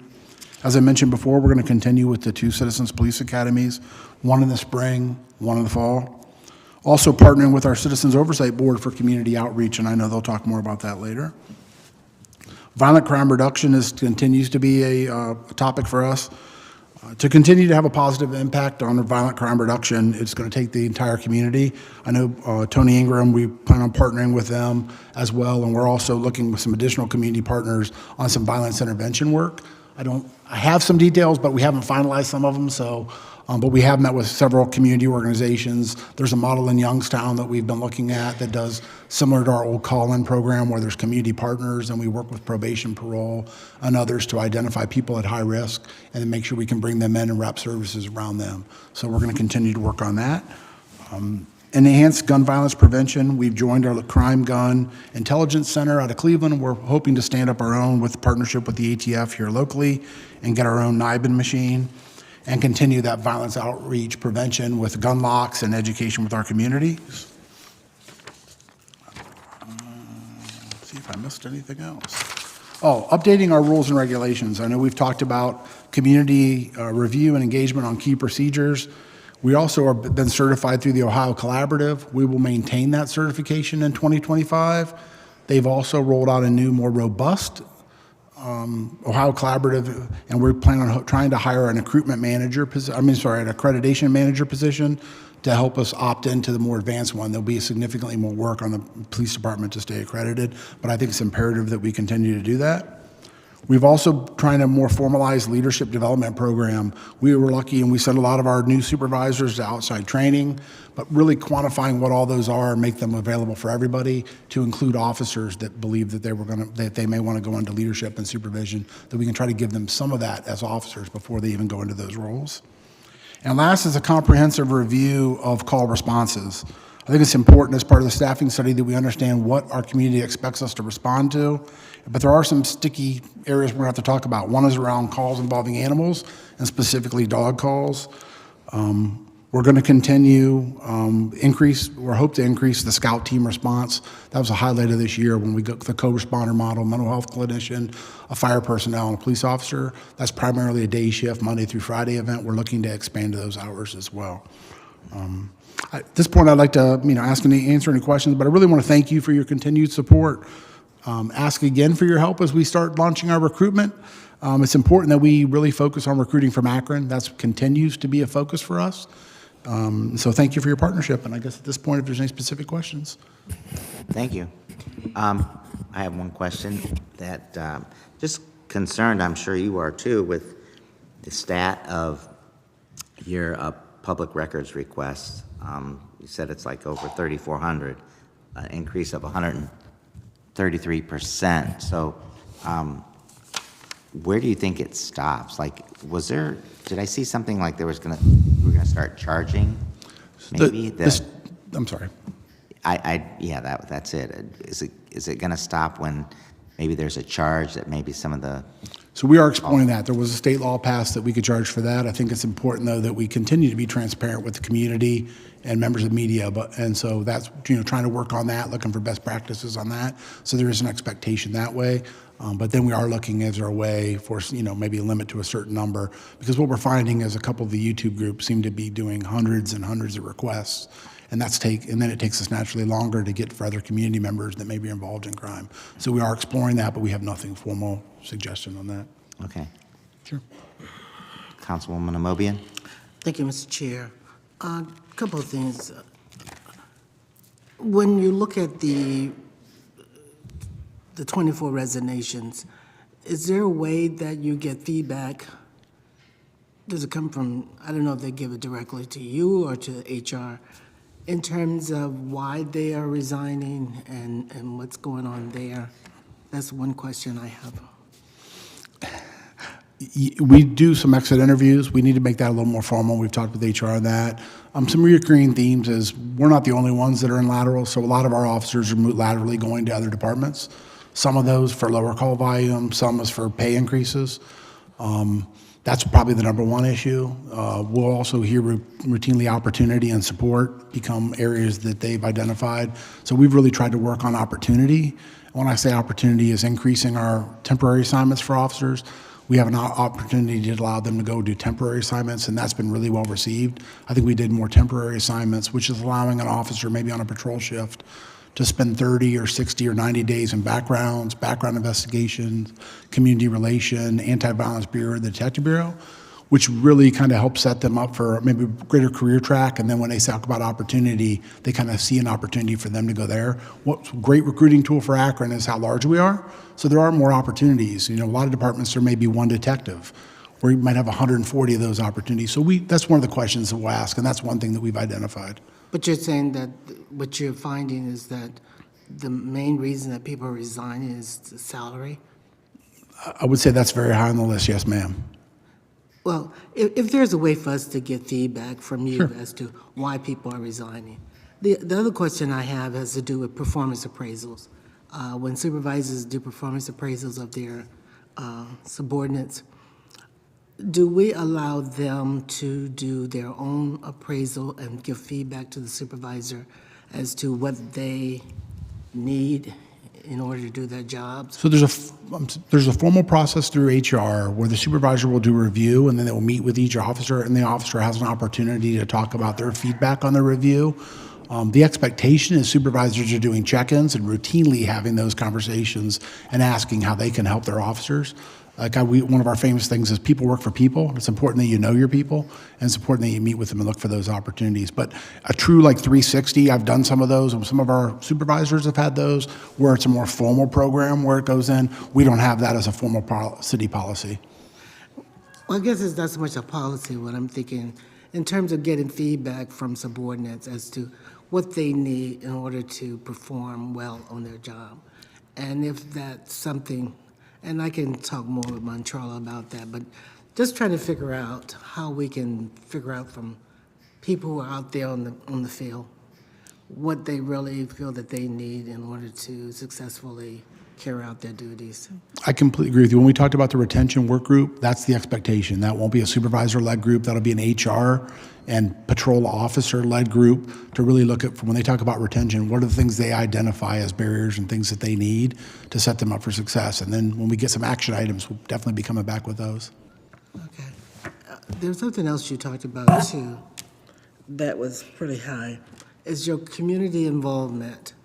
Do you separate out your attendance at ward meetings and things of that nature? Is that separated out from the community engagement piece? So it would be part of the 574 number that I mentioned. That's more of a community engagement event that way.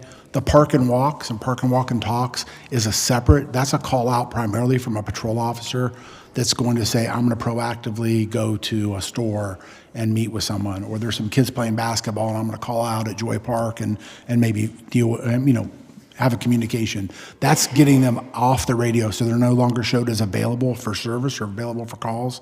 Those are what we call park and walks, or the ability for them to call out on those. That's the number that went up over 221, and those are different.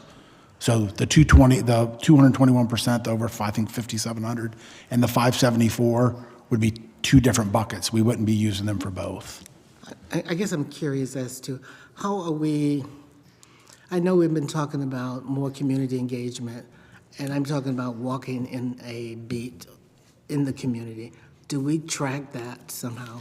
So we have 2 beat officers downtown. Those are the only foot beat officers that we have is in the downtown corridor based on how close they are. Our officers on park walks can get out and walk up and down a certain neighborhood, but we don't deploy officers to a sector or area of town. As part of that, we did deploy more bikes last year than we have in the past, and we're going to continue to look at that as well for this year. That's always really well received by the community. Okay, thank you. Thank you.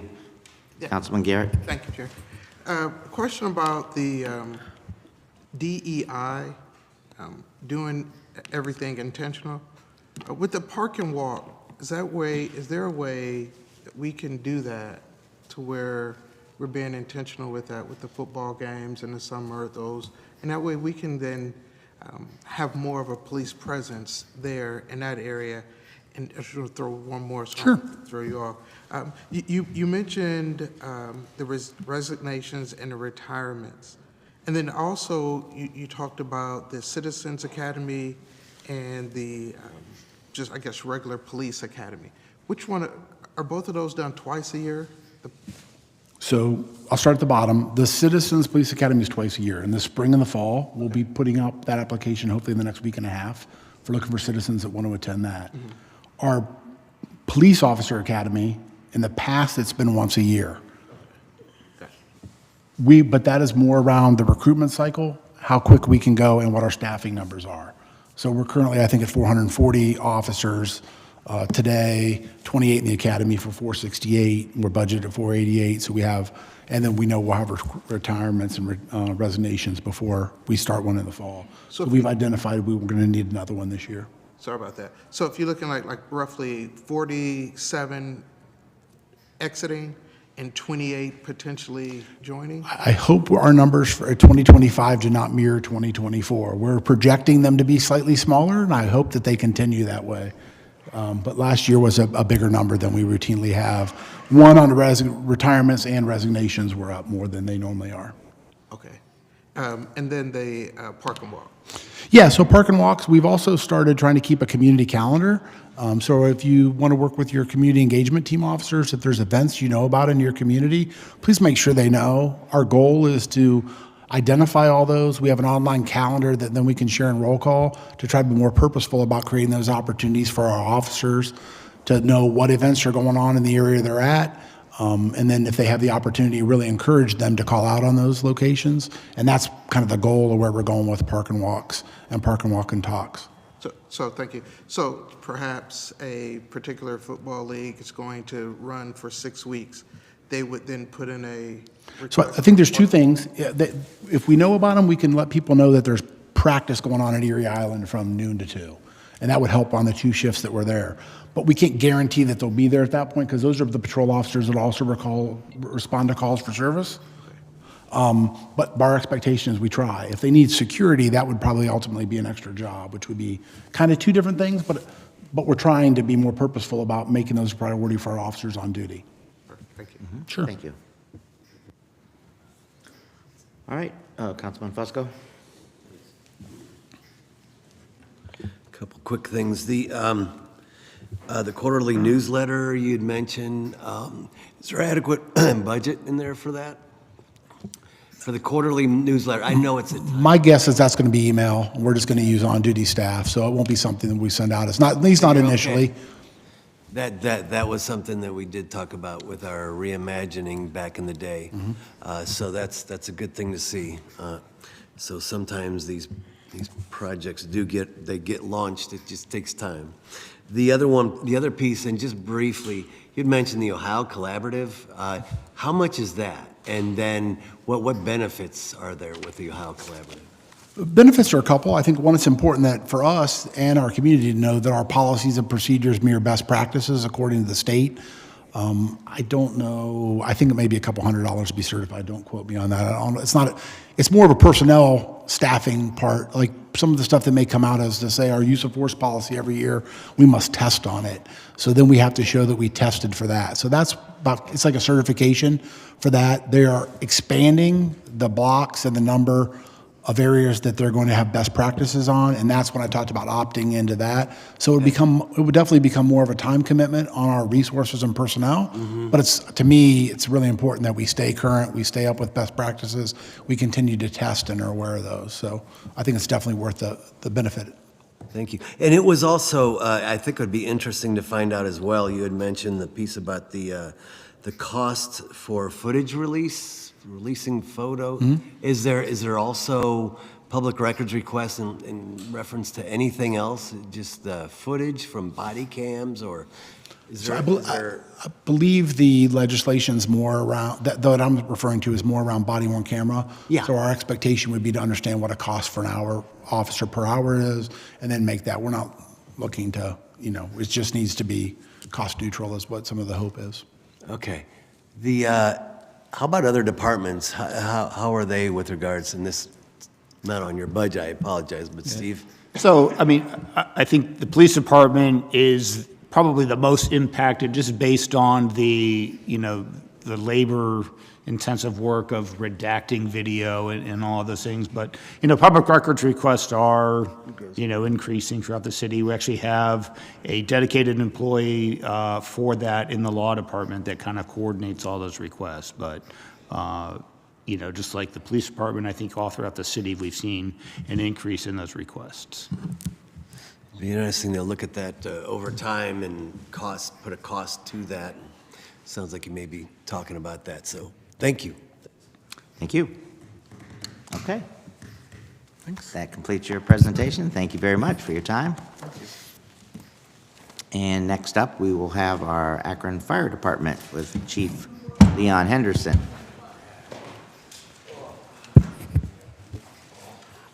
As the chief is setting up, fire begins with the goals on page 146 and the numbers on 148.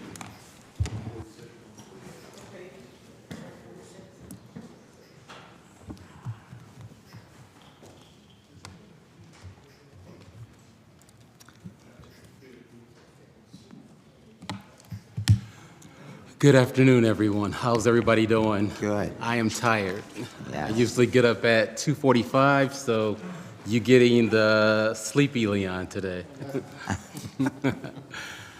First of all, I want to thank council members for all of your support. I want to thank Mayor Malik for allowing us to have his support as well. And for our finance team, thank you for putting this together and assembling this. I have brought with me Chief Kelly. He's our finance and our administration chief. So any financial things that you want to discuss, you can discuss with him. But, I want to take the opportunity to kind of brag on the Akron Fire Department and to let everybody here know how fortunate you guys are to have the best fire department in the country. And I'm going to tell you why. For a number of reasons. When AMR left the city, the challenges that we had to face when AMR left, we had to transport pretty much like 30% of our call for services. So we had to basically adapt to that model and our operating model. And we met those challenges. None of you have gotten any complaints about Akron Fire not showing up, not being able to transport, not having units out there in the field to do those call for services. When we deployed Med 22 at Station 2, that was an additional resource we deployed. When we actually implemented and deployed Med 62, and we actually deployed another Med unit right there on Hawkins Avenue at Vernon Odom. And the reason why we put those Med units in those particular areas was data-driven based on the call for service volume and what is proximity when we looked at the analytics of where we dispersed those resources. And we're looking at dispersing more resources in the field. Councilman Hanna, you're in Ward 8, right? 5, but Station 8 is in your ward. New Med unit was put in service on Friday. And we're going to be having a grand opening for that new Med 8. We would like to invite you to come out there. for that PR. And that's going to be in the upcoming weeks. We'll have our PIO reach out to you. For Station 12, a new Met unit is coming to our brand new fire station, Station 12. So that's going to be deployed within the next 2 weeks. So I want to thank you for that support. I want to also thank you for the AEDs that you approved for us to get through the funding. So that's helping the public.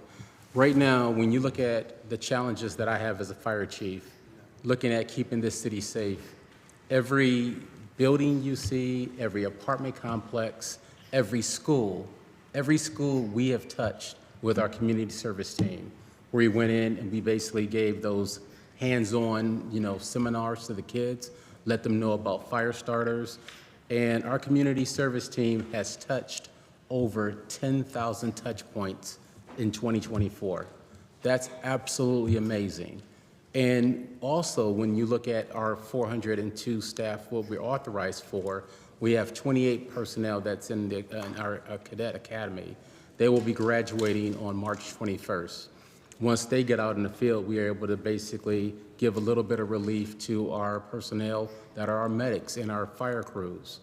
And Chief Harding had touched on the retention component. One of our main things that we are facing with challenges when you're looking at a city that has, aging infrastructure, you're looking at a city that has an aging population, our call for service numbers, we are going on 50,000 calls per year with the EMS units that we have out there in the field. 50,000, between 50,000 EMS and fire calls. Roughly about 46,000 of those are fire or EMS calls. And our personnel are getting beat up out there in the field. When you're looking at some of the major things that happened throughout the city in 2024, when you're looking at the mass casualty incident on Kelly Avenue, that made national news. Our crews were there. Our crews were there to do the triage, to do the transports, to sort out everything, and even days after that, what our crews had to combat with the mental challenges of actually going back to work. When you look at when we had the SMB fire, that made national news. When you're looking at some of the things when it came to the word church, we were a key component in resolving that situation in that ward to make sure that footprint was safe, because we had people living in there. Just like on Main Street just happened the last couple of weeks, we had to basically, I had to give an evacuation order for that particular property because that infrastructure was falling apart and the citizens in that property was not safe. So when you look at some of the things that we've done, as far as, our first open house we had for our new fire station, thank you for that. That is one of the most beautiful fire stations in the country. And I get compliments on that fire station on a daily basis when I'm out talking to the public. So thank you for that. We had 2 medics this year that won the inaugural EMS Crew of the Year for the Cleveland Clinic. We've actually enhanced our CIT team. We actually have a fire department chaplain, Chaplain Krabs, is on our staff right now with that wraparound support when we have our Ease at Work. We have our Safety Forces chaplaincy, but some people have a faith-based initiative. So we have a chaplain, and he's actually having hands-on out there in the field. When you look at some of the things that we have as far as our EMS, we have our REACH unit. They go out and install shower grab bars. They actually also repair minor repairs for our senior citizens. They do these things. When you look at some of our CO detectors and our smoke detectors, we've actually installed almost 500 between CO detectors and smoke detectors in 2024, almost 500. That's absolutely amazing with all the things that we're doing. And guess what? On top of that, we did more inspections in 2024 than we've done in this city, in the history of this city. That's based on the commitment and dedication to our personnel. When you look at our AV1 unit, our alternate response vehicle, they deal with low acuity calls. That takes pressure off of our frontline vehicles. When you look at the mobile command unit, mobile crisis unit, Chief Harding kind of touched on that, along with a police officer, somebody from ADM, a clinician, and a firefighter. We handle those call for services also. When you look at St. Thomas Hospital, we were integral in actually working with SUMA to make that happen. And I don't know if you've been by SUMA lately. That is amazing, the job that contractor has done in your ward to actually just disassemble that whole footprint. Absolutely astounding. And I can just only reimagine what that's going to look like in the future. When we look at some of the technology that we're using and trying to be more efficient operationally, we deploy Image Trend.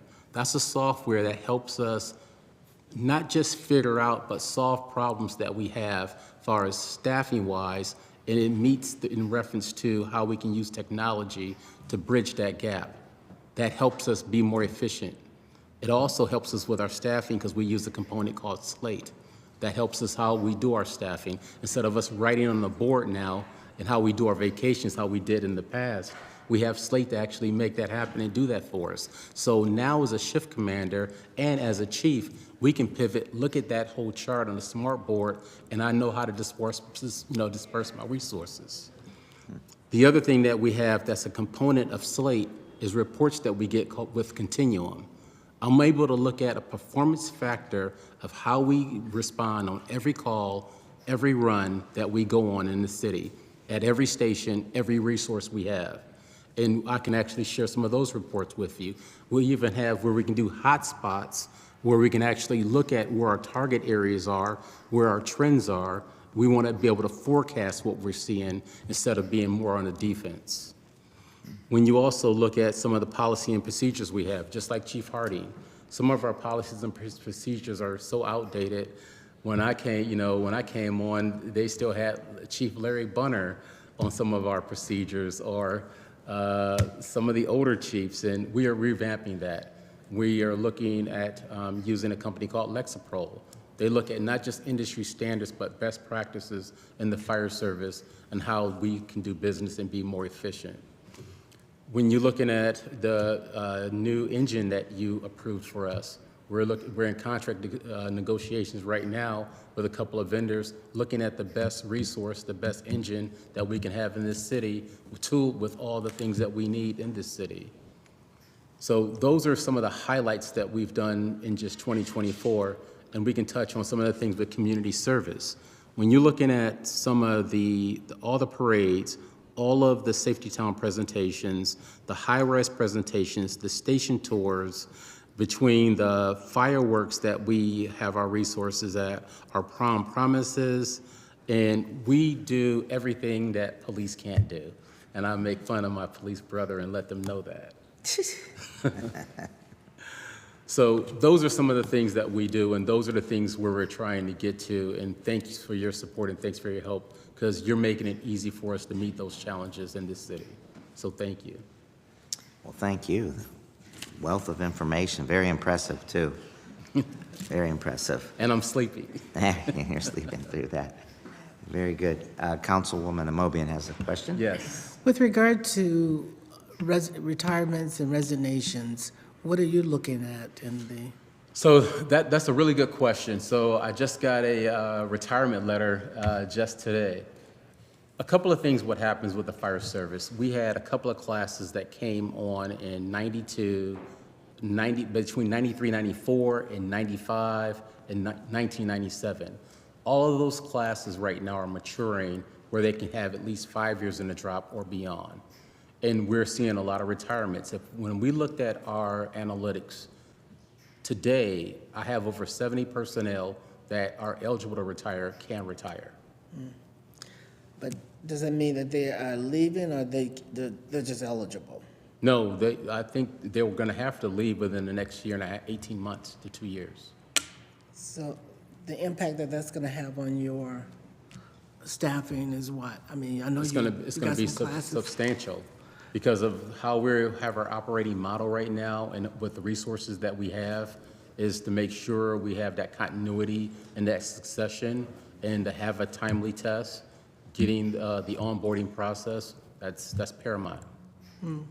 So you're looking at how many vacancies that you have? I know you got class going on now, and we have a class of 28 right now.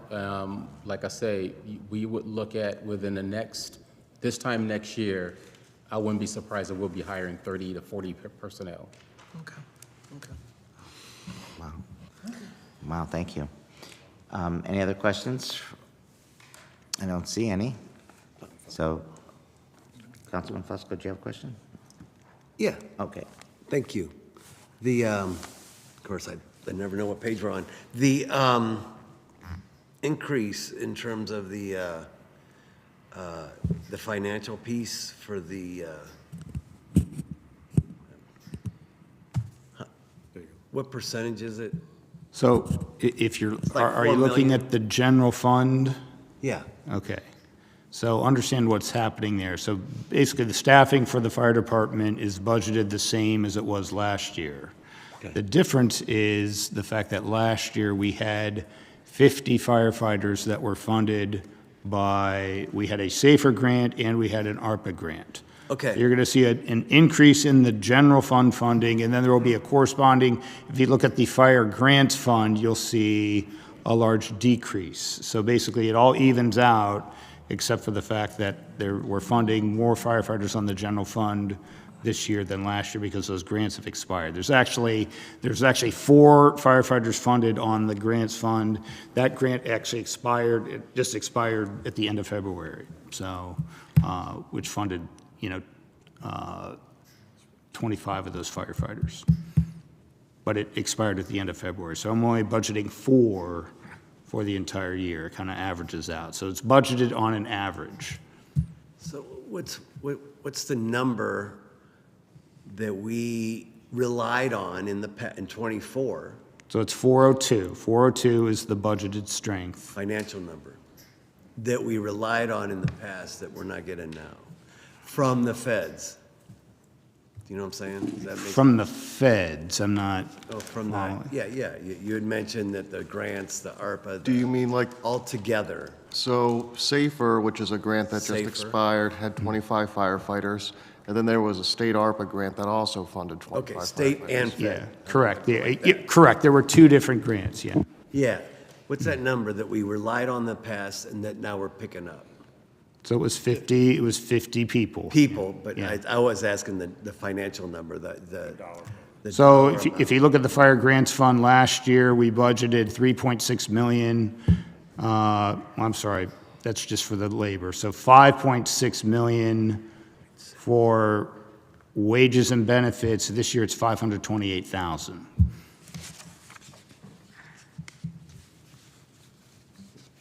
Where's that at? That's going to be on page 156. Never know which. Thank you. Oh, okay, I got it. Yeah, this helps a lot. So that paints the picture of what's happening. We were on the wrong page. That's funny.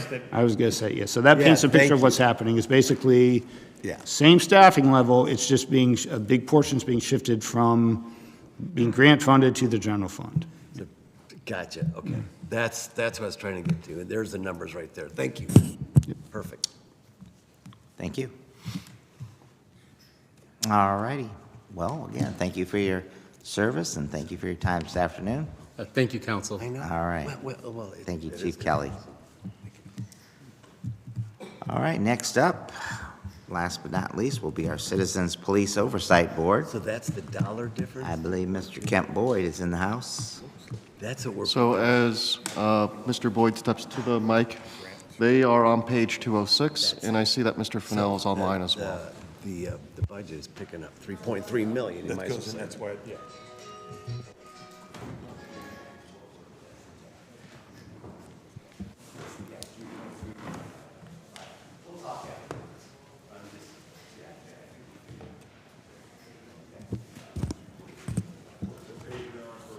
Good afternoon. It is on page 206. Good afternoon, and thank you, Chair Lombardo. Thank you, Council President Somerville, and all of our city council members for your service and for your support of the Akron Citizens Police Oversight Board. My name is Kemp Boyd, and I chair the board, and I am here with Brandon Costa, who chairs our Finance Committee, and also virtually is our independent police auditor, Anthony Fennell. Just some brief highlights from last year. We have a fully functioning department in our independent police auditor department. We're really proud of that. It's taken us a little time to get there, but now heading into year 3, we're really excited about the things that we have done and accomplished. From a perspective of our community engagement, Anthony has been around, I believe, to probably every ward within our city doing presentations, but also we have hosted and held other community engagement events along with just touch points with community members throughout the course of the year. Today, we are excited because we are, we passed the budget on January the 29th as a board.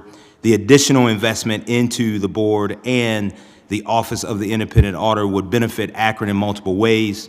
First, one of the goals of civilian oversight is to create an environment where community trust can be built with the police and the metropolitan government. A better resource board and OIPA would allow for the staff to efficiently complete their duties and conduct more community outreach. Second, the civilian oversight addresses systemic policy and procedure deficiencies in the police department that expose the city to liability. An effective, well-staffed oversight office will build capacity to systemically identify policies and procedures that may cause avoidable harm.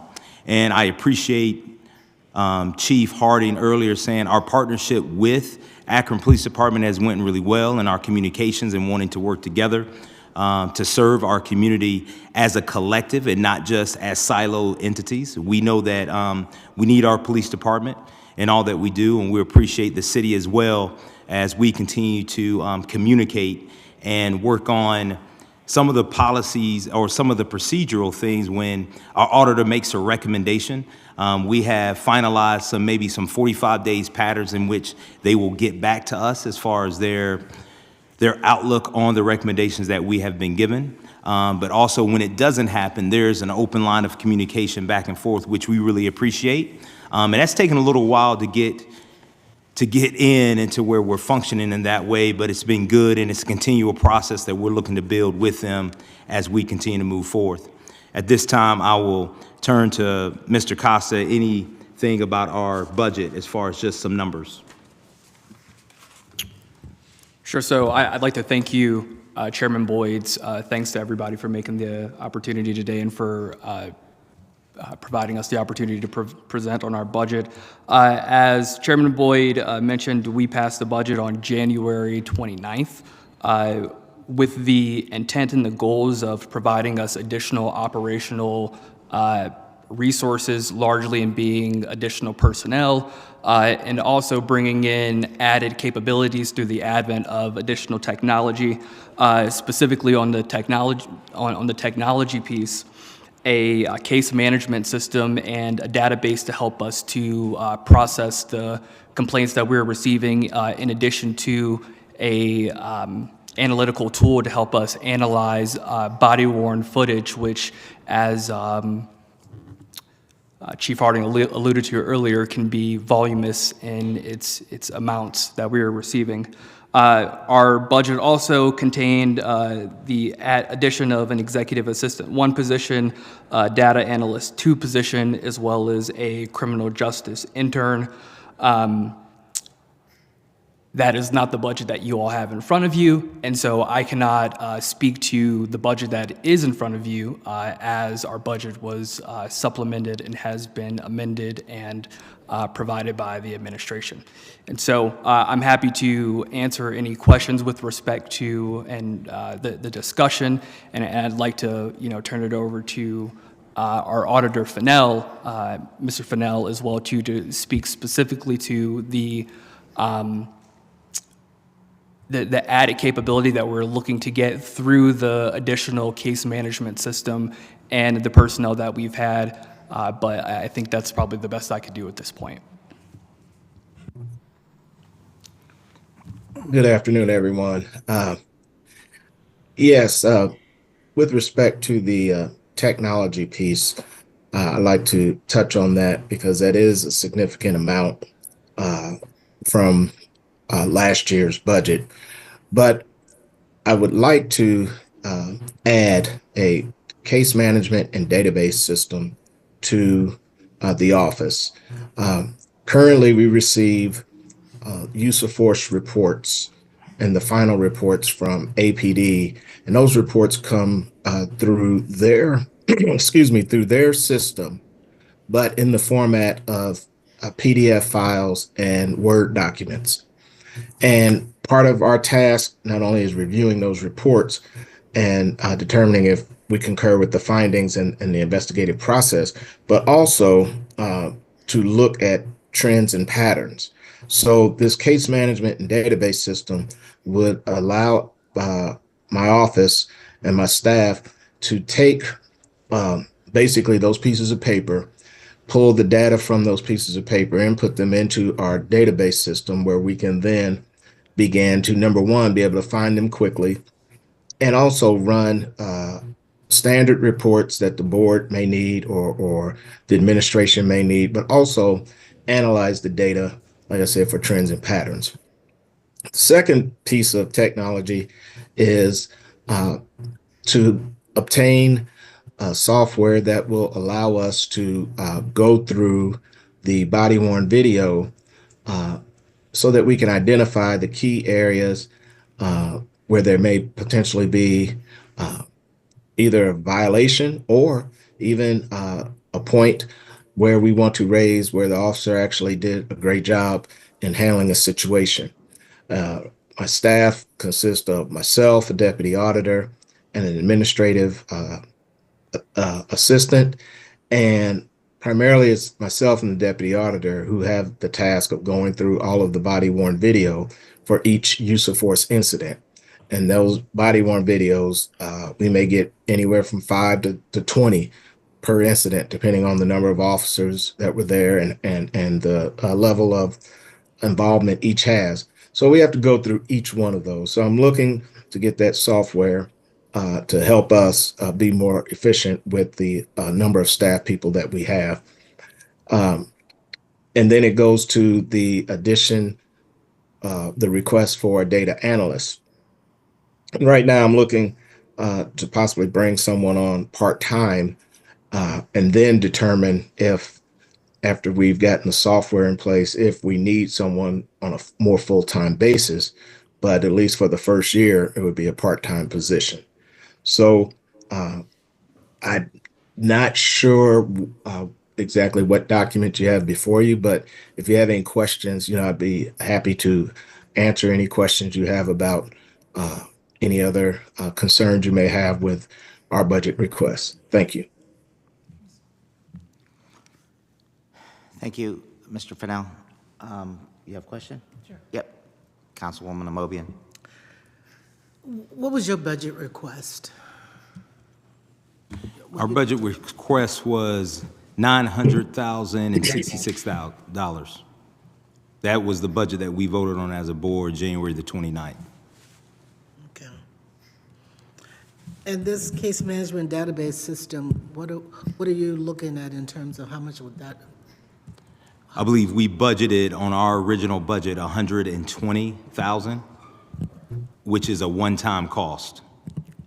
I think the mayor mentioned something about pulling that out of your budget and putting it in the administration. Yeah. So if I could, I would like to address the budget that is before you and how it was constructed. So before you is a budget of $544,000. That budget is a hybrid of the original budget that was prepared by the finance department and the budget that was prepared by the board. So there were some discussions between Mr. Boyd and the mayor, at which time we incorporated some of the items that were included in the budget that was presented to the board. And those included the executive assistant position, which is basically an increased level of position from what was there last year. Last year, it was an administrative assistant.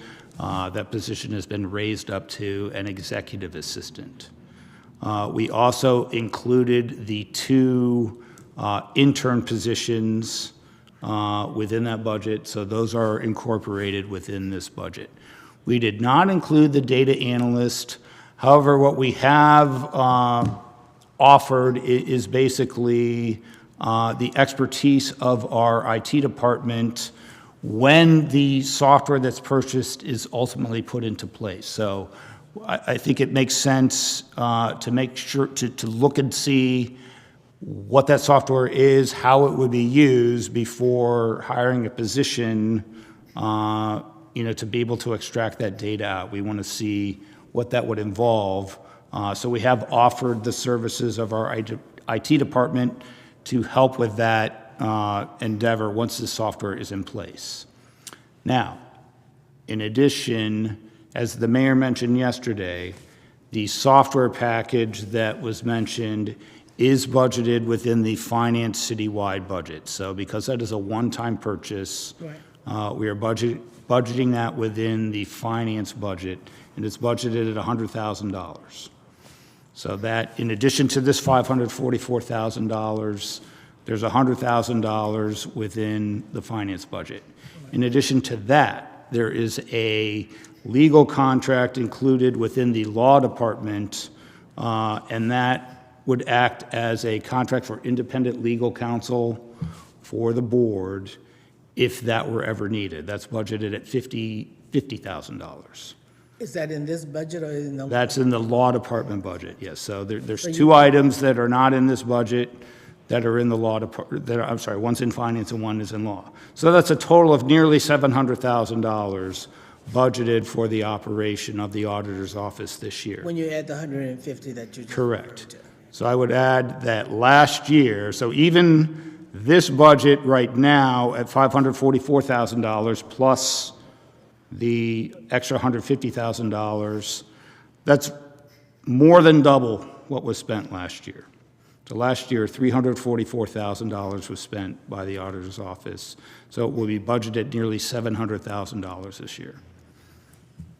So are we saying that you can live with that for now in terms of meeting your immediate needs? Well, what I would say is what Mr. Fricker is saying is true. There was a conversation that was had by myself and the mayor last Friday. The challenge as we sit here today was we didn't see a number until yesterday of what that number was going to look like and what that number is going to be. And so, therefore, as being the chair of the board, I wanted to make sure that I presented the number that we voted on as a board, because there was no time to call a special meeting to vote on a revised budget. And so what I've been told by the mayor and also what we were told yesterday by Mr. Ficker is that we're going to be able to get the things that our department needs in order for them to function well, the software, and also the positions that need to be filled. Am I correct in saying that, Mr. Costa? Yes, in assuming that those items are approved. So basically, it sounds like you guys need to re-huddle to review what you were told yesterday because you didn't have time to talk about the ways in which the administration is proposing to honor your budget. But it's not at the $966,000 that we're talking about. But it sounds like now the 120 that you were asking for the database, it sounds like there's $100,000 in the mayor's budget. Somehow it's in another part of the systems budget. Would that meet your technological needs versus the, because I know we all propose budgets and all of us don't ever get what we want totally, but I'm just wondering, based on what you've been told, are you going to be able to live with that for the year? Or do you need to rehuddle and talk about what you're being offered versus what you need? Well, what we were told yesterday and going on our auditor, and when this was presented to us yesterday, Mr. Fennell said he can work within that 100,000. Okay. Am I correct in saying that, Mr. Fennell? Yes. And so we feel like we're going to have what we need in order to go and present and begin an RFP process for the database that we're looking for. What about the legal part, the law, the 50,000 for legal services? Yes, So the budget that's being proposed is something that you can live with? Understanding that the 150 is outside of your budget amount? Yes. But it's in the city's budget? yes. Okay. Thank you. Council President Margot Somerville has a question. Thank you. And this is a question for you, Mr. Fricker.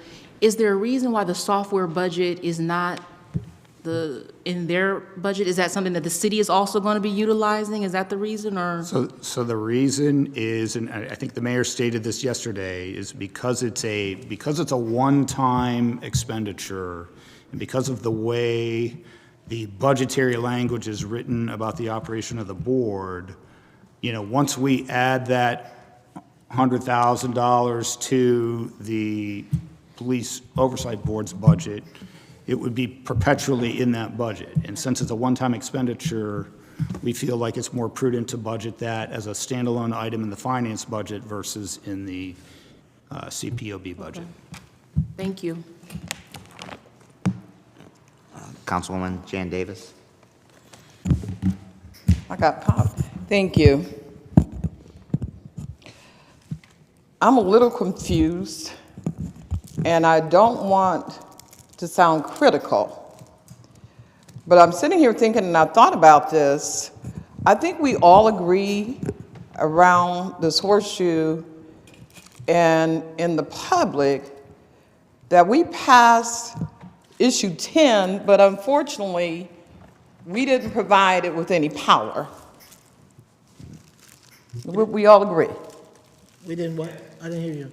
We didn't provide it with any power to really, achieve or get the job done that you guys foresaw. And we had 61% of our residents go and vote on this, thinking, if I'm correct, and I believe that I am, that this board would bring certain powers. Would you agree? Yes. Okay. So this is my concern, and again, I'm not being critical of the board at all, okay? It sounds like, and I'll just use the analogy of building a brand new car. It got built, but we didn't put a fuel tank or a charger in it. So if somebody sold you a car that didn't have either or, you gonna keep putting decorations on it? It sounds like it's time to have a conversation to either go back to the voters with a revised plan or talk to this council about potentially helping to give the oversight board some teeth. I think I heard you say $900,000 or somewhere in that area. I have a hard time, unless you can prove to me otherwise, understanding why we would allocate $900,000 to an entity that has no power. Thank you. Thank you. Councilwoman, that's a quite eloquent way of describing the situation that we're looking at currently. As we all know, that the charter limits this board to making recommendations to the mayor and city council, the added technology that we have sought to add and the added positions will enhance Mr. Fennell and his team's ability to bring recommendations that reflect effective patterns and practices that we're identifying, trends that we are seeing, and bringing them to council's attention so we can highlight those issues. We set out to bring a bold and an aspirational budget because we are quite aware of the lack of what we were able to actually get done. And so the budget that we passed and we brought forward, which included additional increases in operation for some things that we may want to do, especially considering the fact that shootings are happening quite frequently which would necessitate the ability to bring in additional consultants to help us review and look critically into those, that is what we wanted to do. And we also hope to, perhaps even do additional programming with added resources under our belt. And so that's the situation that we're finding ourselves in. We're doing the best given the resources that we have. I understand your concerns, and I surely hope that those are shared by voters as well too. But we're doing the best that we can with the political games we're living in. Mr. Chair. Thank you. Councilwoman Amobian. I think when I made the suggestion that perhaps since you didn't know what was going to be put in the budget until yesterday, could you go back and because this doesn't have to be passed until the 31st. Certainly we want to pass it before the 31st of March. But you can tell us how what's being proposed is going to impact your ability to operate with all these additional responsibilities that you're learning. Because, as the councilwoman indicated, it is true that when we passed this charter amendment as citizens, certainly we didn't realize how much it was going to really cost or take to do this work. And I think Mr. Fennell, in his good work that he's been doing for us, we're beginning to learn some things that we didn't know. So perhaps you can tell us, what can you live with? I know that you're asking for $966,000, and we may or may not be able to find the rest of it, but what's being proposed is, about $200,000 short of what they're asking for? I'm just wondering, how is this going to impact your operation, your ability to operate? So is there a way that you can tell us more specifically how this is going to impact you? Yes, Councilwoman, I'm gonna start off, but I want Mr. Fennell to chime in here. The biggest thing that we're seeing that we're not gonna get based on what it is right now is the part-time data analyst. That's the one big thing that we've been told that is not gonna be in it now. Mr. Fennell, you would have to answer the question of, if we don't get that, how is that going to hurt or disrupt the functionality of your office?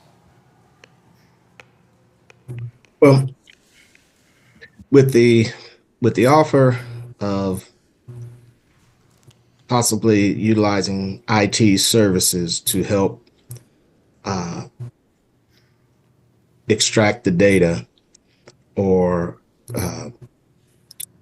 identify the data and help us in our office identify patterns and trends, I think that without the analysts, there will be a delay in communicating and working in real time. We would almost have to have someone that's dedicated and that can work on special projects with us in real time. I don't know what they'll look like at this point. I mean, we're still building out the office. We're still identifying issues that no one thought of before and trying to work those problems.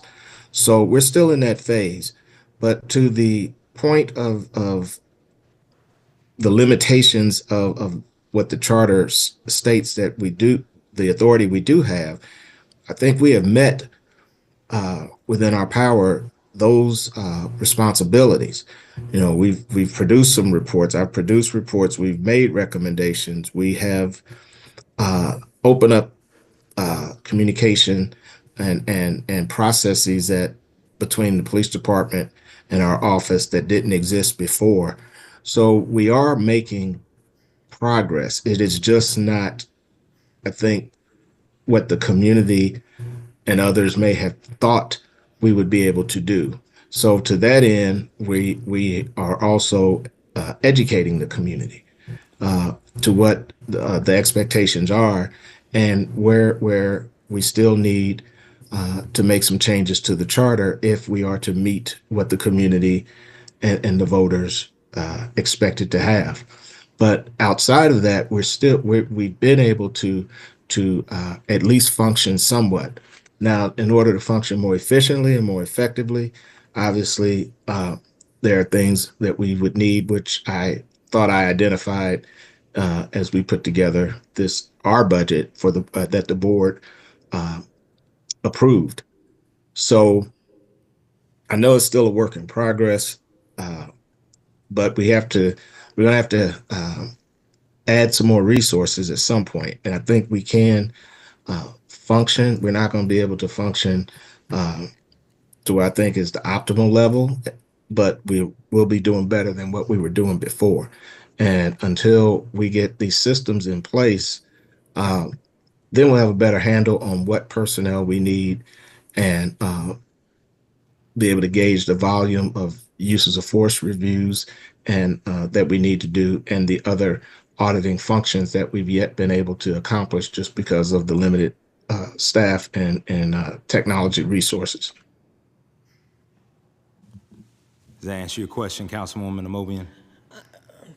I think, how much more would we need to find for the data analysts? What? I didn't hear the question. How much would the data analysts cost? Because that's what it sounds like we're missing the piece. How much more we need for that? You're not talking about a full-time person, are you? You're talking about someone that you can hire as needed, or are you talking about part-time, or what are we talking? It's part-time. And how much are we talking about for that position? We set out a preliminary range for $50,000 to $67,000. 50 to 70? Or 67. 67. That is the full-time salary. So you'd have to, on a part-time basis, it'd be half of that. So we're talking about $25,000 to $30,000, roughly. Yeah, roughly 25 to 35,000. So what are we talking about, Mr. Ficker? Can you let us know if we can do anything? I know we still have some time, and I just want to know, is there a way you can go back and... So again, I mean, I think it makes sense to wait until the software is actually in place before we even look at hiring additional staff. We have no idea what that, what that work will entail. I know, Mr. Fennell has, he's looked at some packages. I think he has some idea what's out there. I know that, systems like this typically, there's reporting functions, there's query building functions, those types of things. I think that our IT staff can help with the development of some of those things, and, in order to, query for information that's contained within the system. So can we do this, Mr. Chair and other members? This has been noted, so we can revisit this as we learn more information in terms of we get the software equipment in place, and then we'll start talking about what is actually needed if the IT staff is not sufficient enough. Certainly. Sure. To be revisited. Yeah. I mean, my concern would be that it seems like this is going to be $1 million operation when it's all said and done. When I know you're not asking for the $1 million now, but going back to Councilwoman Jan Davis's analogy that, I know you got to do your work, but I'm not so sure that's what the voters signed up for. The different organizations that you might bring in, or I forget the different other resources that you need. It seems like with your investigation and any other investigation that we have on the Akron police side, we got competing organizations trying to find the same result. So I don't know. I think it's the same thing, Mr. Chair, that happened when we rebuilt the school system. We rebuilt the school system, and there were schools by day, community centers by night, but no one factored in the insurance, the personnel to do the cleaning and all that kind of stuff. So now that we are at this point, that the more we have this body in place to do the work and to give the community the information that's being requested, we're learning more about what is needed. We certainly appreciate, I know I have, the work that Mr. Fennell has produced for us in terms of looking at some of these cases and making some recommendations for changes.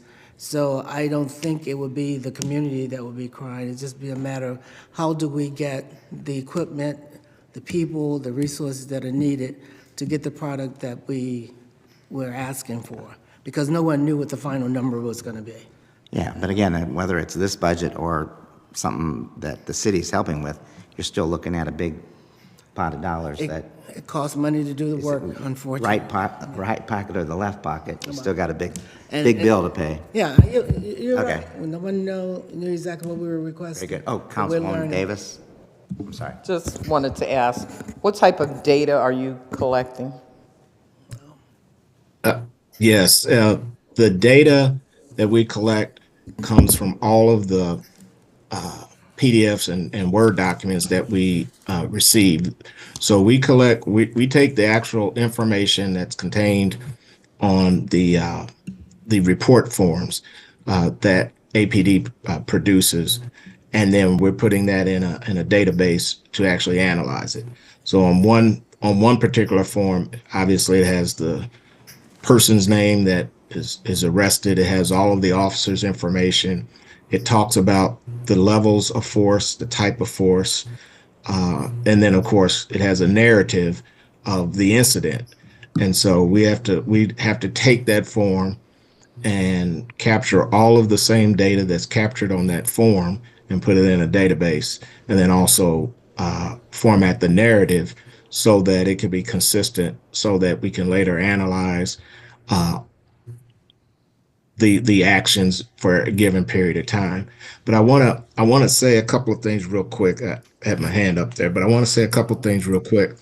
Going back to Councilwoman Amobian's comment and also Mr. Fricker's statement, I began my conversation and research on a database and case management system with the City of Akron IT department. I had several meetings with them and kind of outlined what we would need as an office and if they could provide that for us. And basically off the shelf type of systems just won't do it, because again, we capture the data straight from the forms and reports that APD uses. So it has to be, I've found a couple of systems that are very adaptable. And so we can go in and configure it to our specific needs based on those forms. But IT was not able to produce the type of system that we needed.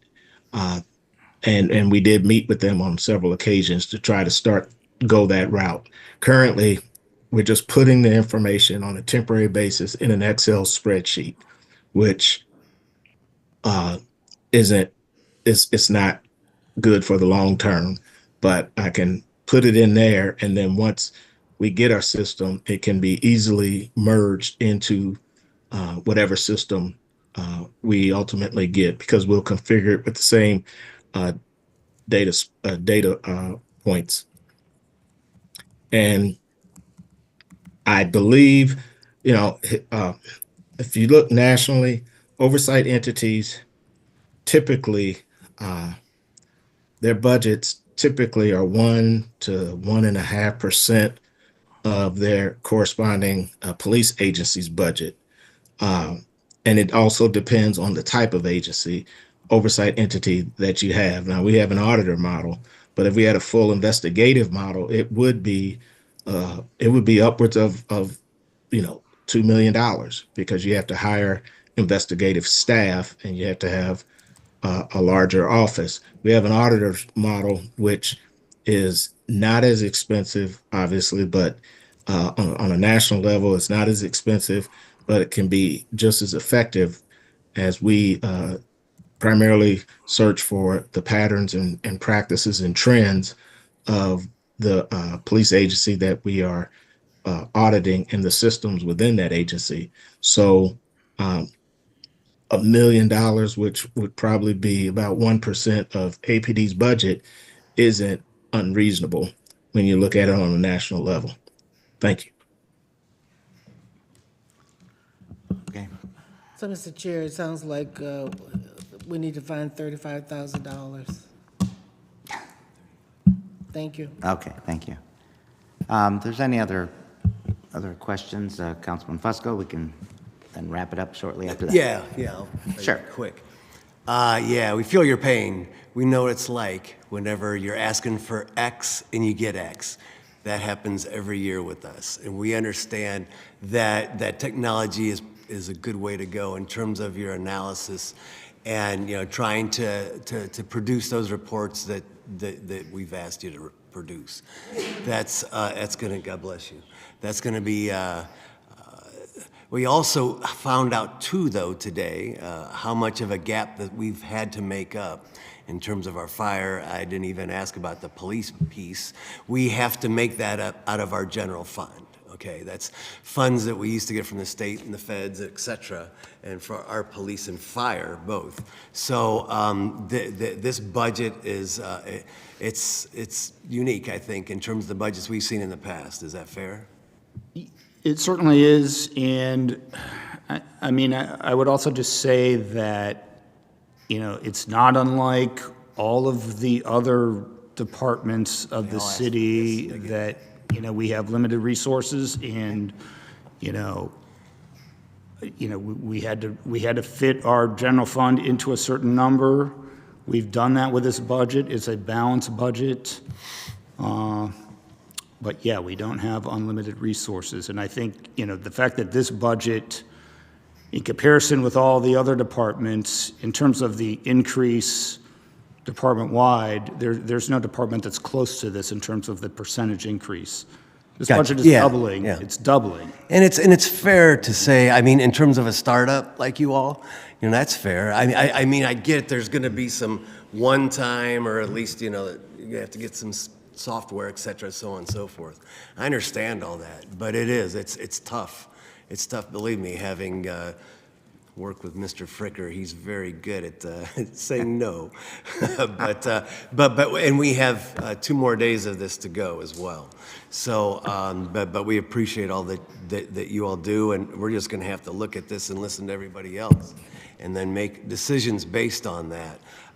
My question, though, is the turnaround time. What is the expected turnaround time for whenever there's a use of force for you all?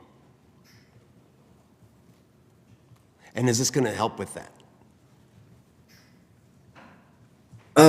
I believe, the expected turnaround time, we try to get our reviews done within 2 weeks. And it would be sooner if we had direct access to the evidence.com, because we could, as soon as we got the review, we could go in and pull our own video. But we have to, once we get the paper copy or the reports, then I have to go back and request a link to the video, which then goes into the same people that Chief Harding talked about, that has to do the body-worn camera request for public records request. Now ours get pushed to priority, but still it's only a couple of people there doing all of that work, and then they have to go through and redact the videos. So it could be anywhere from 7 to 10 days before I get the video back, and then we have to start doing our work. So with each video, each use of force, we have several videos that we have to look at and then produce a response. So it may be 30 days or more from the time I get the paper documents to the time we can finish and give a response back to the board. Gotcha, yeah. Thank you very much for that. Yeah, and we just, I believe about 2 years ago, we finally, or maybe a year ago, 2 years ago, we finally got our folks in our housing division off paper, right? And now with the tablets, it's amazing. Am I right? I mean, in all sincerity, and I know your frustration. Like I said, we have complaints on housing all the time. And then you hear, oh, well, they still use paper and this and that, and they shuffle it around. It's like, you know, why can't we? And we fortunately found a way to get them some, I believe it was used iPads. So know your frustration, understand it. And like I said, you guys are a fledgling startup type of a department within our city, but we're just going to have to listen to the next couple days of testimony, and then we'll have to make our decisions. But appreciate everything that you do. All right, more to come. Thank you. Thank you. Well, no other comments here. I think it's been a long afternoon, but we appreciate everybody's presentations. Thank you, Mr. Fricker. Mr. Wheeler, we'll see you tomorrow at 3 o'clock. This meeting is adjourned.